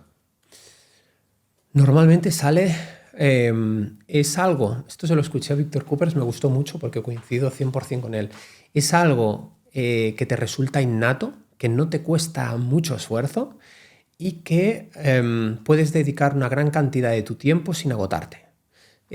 La energía se agota cuando viene del ego en cosas que no nos apasionan. Cuando estamos mucho tiempo invirtiendo en algo que creíamos que nos apasionaba, pero no. Es decir, ¿me gusta a mí conducir? Sí, pero he identificado que a partir de las 3 horas se me hace muy pesado. Por lo tanto, no he nacido para ser conductor. ¿Me gusta estudiar el tratado de fisiología? Sí. ¿Lo haría con 10 millones en la cuenta? Sí. ¿Lo haría durante mucho tiempo sin agotarme? Sí y sí. Y de hecho, si tuviera la capacidad de saber cuánto puede aprender mi mente, lo haría todo el día, ¿no? Entonces, al final es lo que te digo, se junta tus ganas también, creo, que normalmente hay una parte también de propósito de ayudar. No, ojo, no quiere decir que tengas que ser Steve Jobs o que tengas que ser Mahatma Gandhi o Nelson Mandela, pero que creo que normalmente cuando encuentras tu pasión y además esa pasión tiene un fin de contribuir a mejorar el mundo de alguna manera, entonces cuando realmente unes ese sentido de propósito, de Ikigai que habla en la filosofía japonesa, ¿no? Entonces, como a mí yo unía la pasión por aprender. De hecho, estudiaba fisiología cuando estábamos en el confinamiento, cuando estábamos en casa, yo estudiaba por pasión. Y de hecho, me acuerdo que todo el mundo me decía en aquel entonces, ¿pero para qué estudias esto? Si esto no te va a servir, si esto, ¿para qué te sirve? Y yo no le veía utilidad.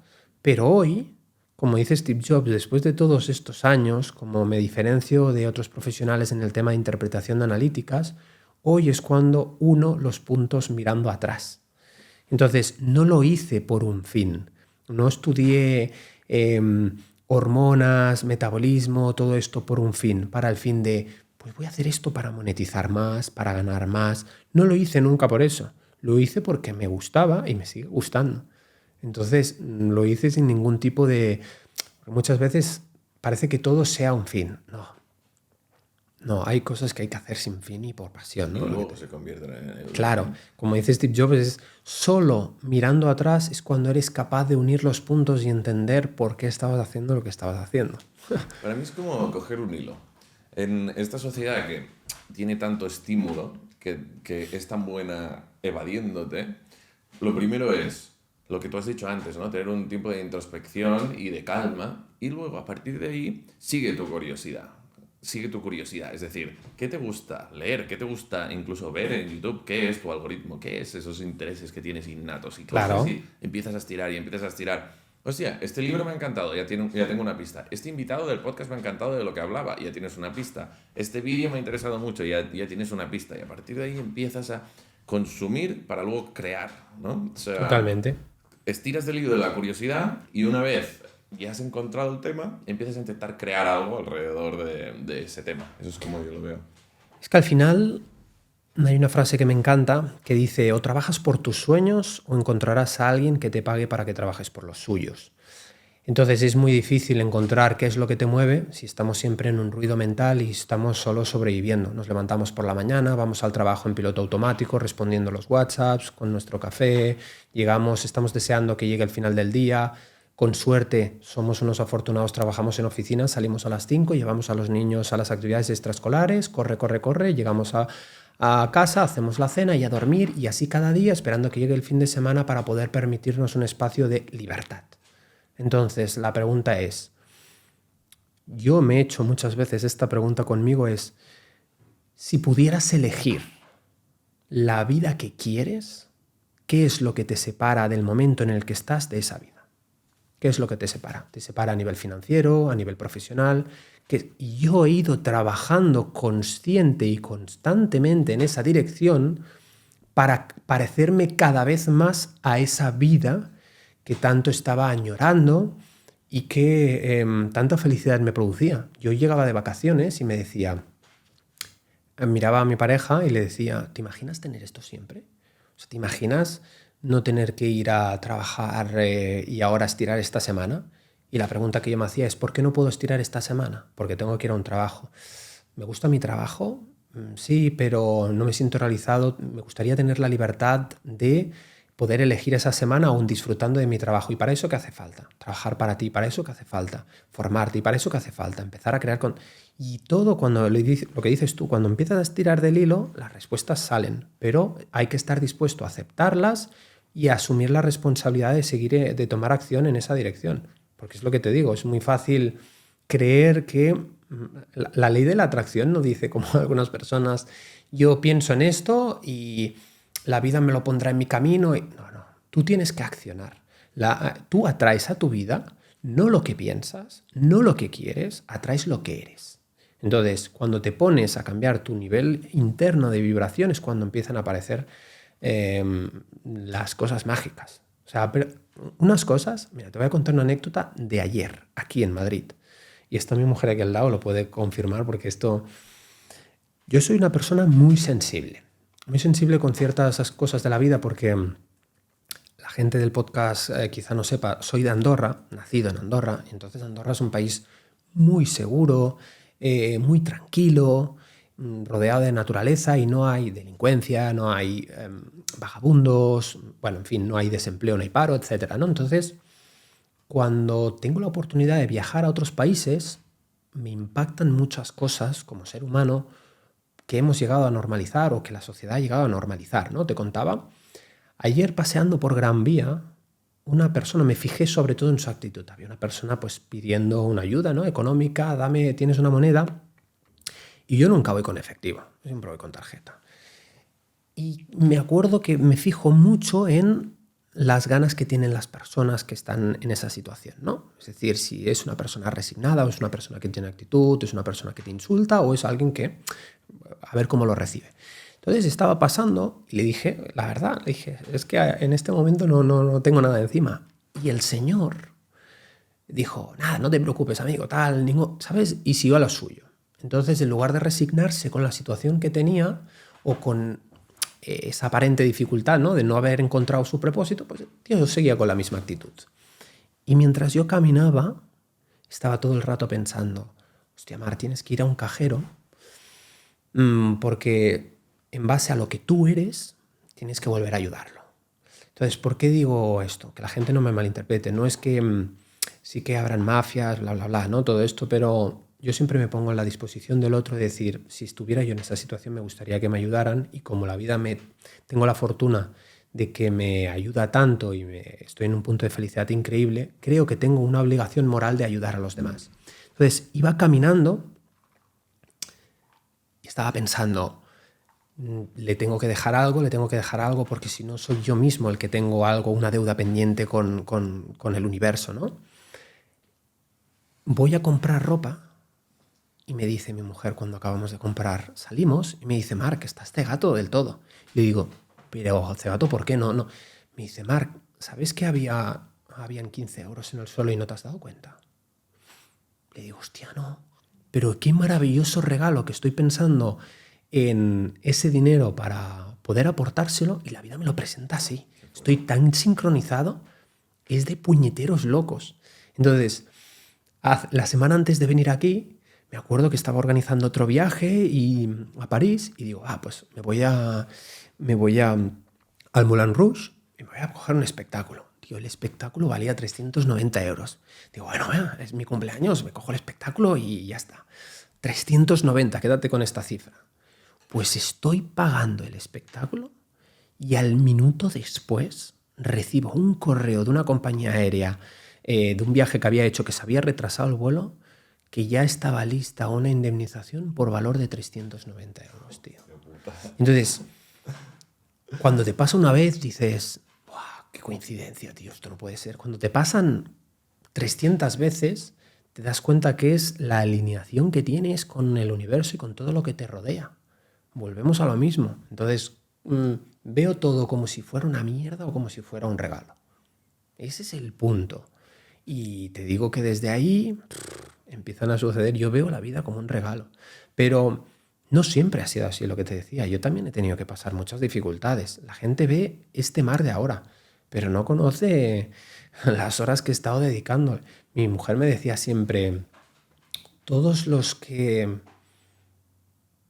critican tus éxitos o envidian tus éxitos, no hay ni uno solo que haya venido a darte masajes después de invertir 13 horas del curro, después de haberte levantado a las 7 de la mañana y haberte acostado a las 11 sin levantarte de la silla. Ni uno. Entonces, hay que tener claro lo que quieres y también tener claro que va a costar un proceso y que no va a ser fácil. Es lo que decías tú antes, quieren la meta, pero no quieren el proceso, no saben todo lo que hay detrás. Todos quieren ganar el trofeo al final del juego, pero nadie quiere embarrarse y dejarse todo lo que tiene en ese resultado. Entonces, y no únicamente eso, sino que normalmente la gente ultra triunfadora tiene problemas. Es decir, Elon Musk no es Elon Musk porque es una persona muy feliz y tal, ¿no? ¿Sabes? Totalmente. Entonces, no puedes elegir querer el éxito de una persona sin tener todo el contexto que le rodea. Totalmente. No es un onesie, no es puedo coger esta parte del traje. Claro, por eso decía dispuesto a pagar el precio. El precio no solo en esfuerzo, el precio en esfuerzo, en preocupaciones, en todo lo que conlleva. Yo siempre le digo con mis amigos, yo no me cambiaba por Leo Messi o por Cristiano. No, porque sería, le digo muchas veces a mi mujer, ¿te das cuenta la libertad que es salir a caminar y por la playa y tener un momento de tranquilidad? No pueden salir, no pueden salir. Si ya hay veces que me pasa a mí, por ser quizás reconocido en este campo de la salud en Andorra o en centros comerciales, que la gente te reconoce y tal, y a veces pienso, imagínate lo positivo que es tener esa libertad y esta gente tienen que comprar islas para hacer vacaciones que hacemos tú y yo, pero para que nadie les vea porque es que si no se le tiran encima. Entonces, lo que dices tú, hay que aceptar el pack completo. Las horas de dedicación, las preocupaciones, las noches sin dormir. No sabes las veces que he estado yo... No sabes la cantidad de veces que he estado yo de noches sin dormir llorando, preguntándome si lo que estaba haciendo era lo correcto, si iba en la dirección correcta. No sabes las veces que he dudado de mí en todo este proceso. Ni te lo imaginas. No sabes las veces que me he levantado diciendo a la mierda todo. A la mierda todo. Cierro Instagram, ya no quiero esto. Pero irremediablemente, cuando tienes ese sentido de propósito, nuevamente vuelves al camino. Has hecho una parada y nuevamente vuelves al camino. Y a mí me ha costado mucho interiorizar que parar a afilar el hacha era necesario. Porque estaba todo el rato en el pum, pum, pum, pum, todo el rato, y hay veces que la vida te está diciendo para, y si no paras te ayuda a parar de alguna manera. Una lesión, un conflicto emocional que tienes a una prioridad, etc. Entonces, es muy necesario pararse a reflexionar, parar a ver en qué situación estás, tomar un poco de distancia, ¿no? Como dices tú, como se llama tu podcast, ¿no? Un zoom out, y entender que la vida no es solo picar. Hay que parar a reflexionar y decir, bueno, ¿cuántas veces paro a afilar el hacha, ¿no? Y cuántas veces... No es solo trabajar duro, es trabajar inteligentemente. Entonces, bueno, al final, cuando se unen todas estas variables y tienes claro el sentido de propósito, nuevamente vuelves a encaminarlo. Y lo que siempre he dicho, que esto también lo he dicho en otros podcasts del proceso, es que es... Y te lo digo ahora que estoy consiguiendo llevar a poner mi vida en un nivel que en otra ocasión hubiera soñado. Es mucho más importante disfrutar del proceso que llegar a la meta. Siempre, siempre, siempre. La única manera de tú convencerte, el único consuelo de que puedes tener de la vida, cuando incluso dándolo todo no lo consigues, es saber que lo has dado todo. Saber que no hay ni una pizca que no podías haber dado. Porque tú lo sabrás. Claro. Porque no importan los demás, porque tú lo sabes si lo has dejado todo en el campo. Y claro, eso es lo importante. Exacto. Yo el otro día tenía una conversación con con mi hijo que le decía, mira, Jacob, las notas del colegio me las paso por las narices, las notas. Porque ¿sabes qué? Las notas que vas a sacar en esta época de tu vida, sabiendo de si Napoleón, en qué año murió, o las guerras hispano-romanas, me lo invento, yo qué sé, no va a tener una aplicación en tu vida. Lo que va a tener una aplicación en tu vida es la mentalidad que estás desarrollando en todos estos años, es tus valores como persona, etc. Entonces, si tú vienes a casa, quédate muy tranquilo, si tú vienes a casa y has suspendido lo que sea, pero te has esforzado y lo has dado todo, siempre tendrás mi apoyo, siempre, porque el resultado no es exigible, lo que es exigible es el esfuerzo. Si tú te esfuerzas y quizás no vales para estudiar matemáticas, a lo mejor eres el próximo Gabriel García Márquez y lo tuyo es la literatura. Si no vales para, no lo sé, para biología, a lo mejor lo tuyo es la música, tío. Entonces yo voy a estar ahí para apoyar tus virtudes y apoyarte en tu proceso, pero no juzgar tus desaciertos, porque al final todos en la vida vamos a tener cosas que se nos dan bien y otras que no se nos dan bien. Entonces no podemos identificarnos con esa etiqueta por lo que no se nos da bien. Y es muy, muy, muy importante hacer hincapié en esto, las personas que son padres y madres. Es importantísimo, porque tenemos que dejar ya de dar el discursito este de estudia para tener una carrera, para un buen empleo, para... Estamos en una sociedad donde eso ya no vale, donde hay chicos con 20 años, lanzando infoproductos que cobran más que el director de la escuela de marketing. Entonces, al final, lo que quiero decir es, premia los talentos. Si tienes un hijo, si le gusta la música y invierte 8 horas, no le pongas un profesor de matemáticas, ponle un profesor de música, porque a lo mejor el tío va a ser increíble. Yo tengo un amigo que cuando iba al colegio, con 10 años, le gustaba mucho bailar. Y claro, en el colegio le decían, este tío tal, no sé qué, lo miraban mal, mucho bullying, bueno, ya sabes. Le gustaba mucho bailar. Y la madre, en lugar de decir, oye, pues dedícate al fútbol, ¿no? Con los chicos dijo, pues yo te apunto a baile. Y era el único tío que había en baile. Y hoy es campeón del mundo de baile de salón de no sé cuántas modalidades y vive profesionalmente de esto. Entonces... La escuela te premia por el contrario de lo que te premia la vida real y al revés. Es decir, exacto. Cuando lo que tú dices, ¿no? Imagínate que a ti te interesa muchísimo fisiología y tus padres te dicen, ya, pero tienes que hacer matemáticas y todo el tiempo que podrías estar dedicando a tu pasión. O sea, si nosotros estamos intentando tirar de la curiosidad para llegar a la pasión, que te digan, no cojas este hilo, coge este otro, es como, tío, ¿de verdad me estás diciendo esto? No tiene sentido. ¿Y qué pasa? Que el problema es que lo hacemos con niños y los niños no tienen ese sentido crítico o esa personalidad desarrollada como para decir, no, es que esto es lo que realmente me mueve.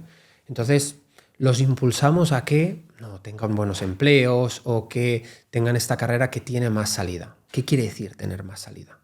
O sea, al final, yo en la posición como padre me planteo, lo que quiero al final es que mis hijos agoten todos los cartuchos tratando de descubrir qué es lo que enciende su alma, tío. Eso es lo que me voy a quedar tranquilo, porque ¿sabes qué? No quiero tener que verme en esa incómoda tesitura o situación que se ven tantos padres que llegan los hijos a casa después de no sé cuántos años estudiando una carrera que no aman diciendo que te den a ti a la carrera, tío. Esto no es lo que quiero. Y tú dices, ostras, tantos años y esfuerzo invertido para que ahora lo dejes claro. Porque es tu sueño, no el de tu hijo. Ese es el problema. Completamente de acuerdo.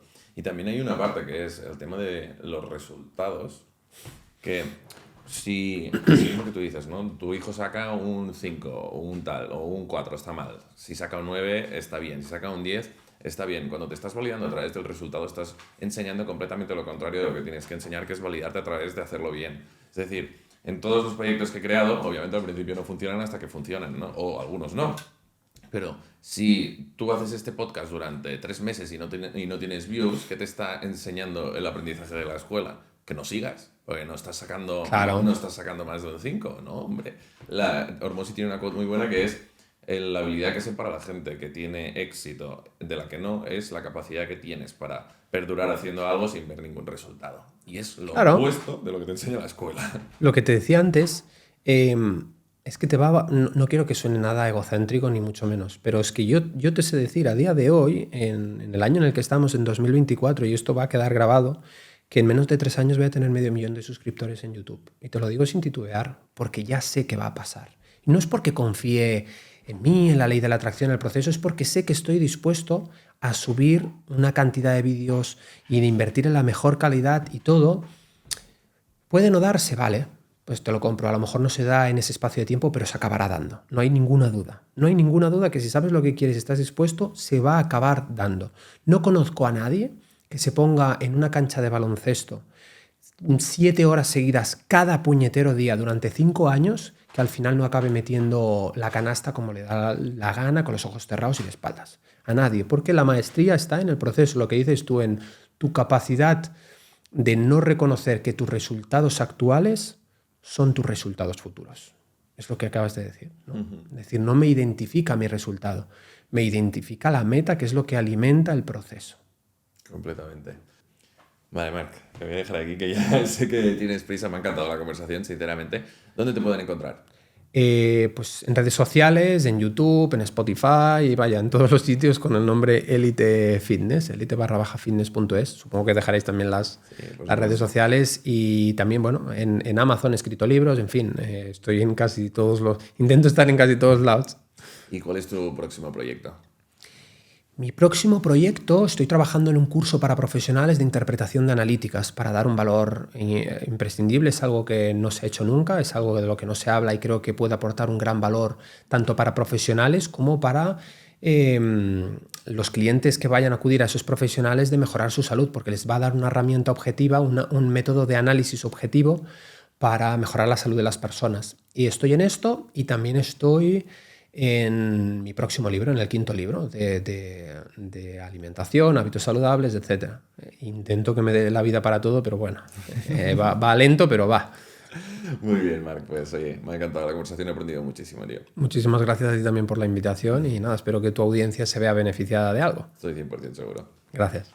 Si te ha gustado esta charla con Marc Romera, estoy seguro que la charla con Marcos Bodoque también te va a flipar. Así que clic aquí para ir a ella.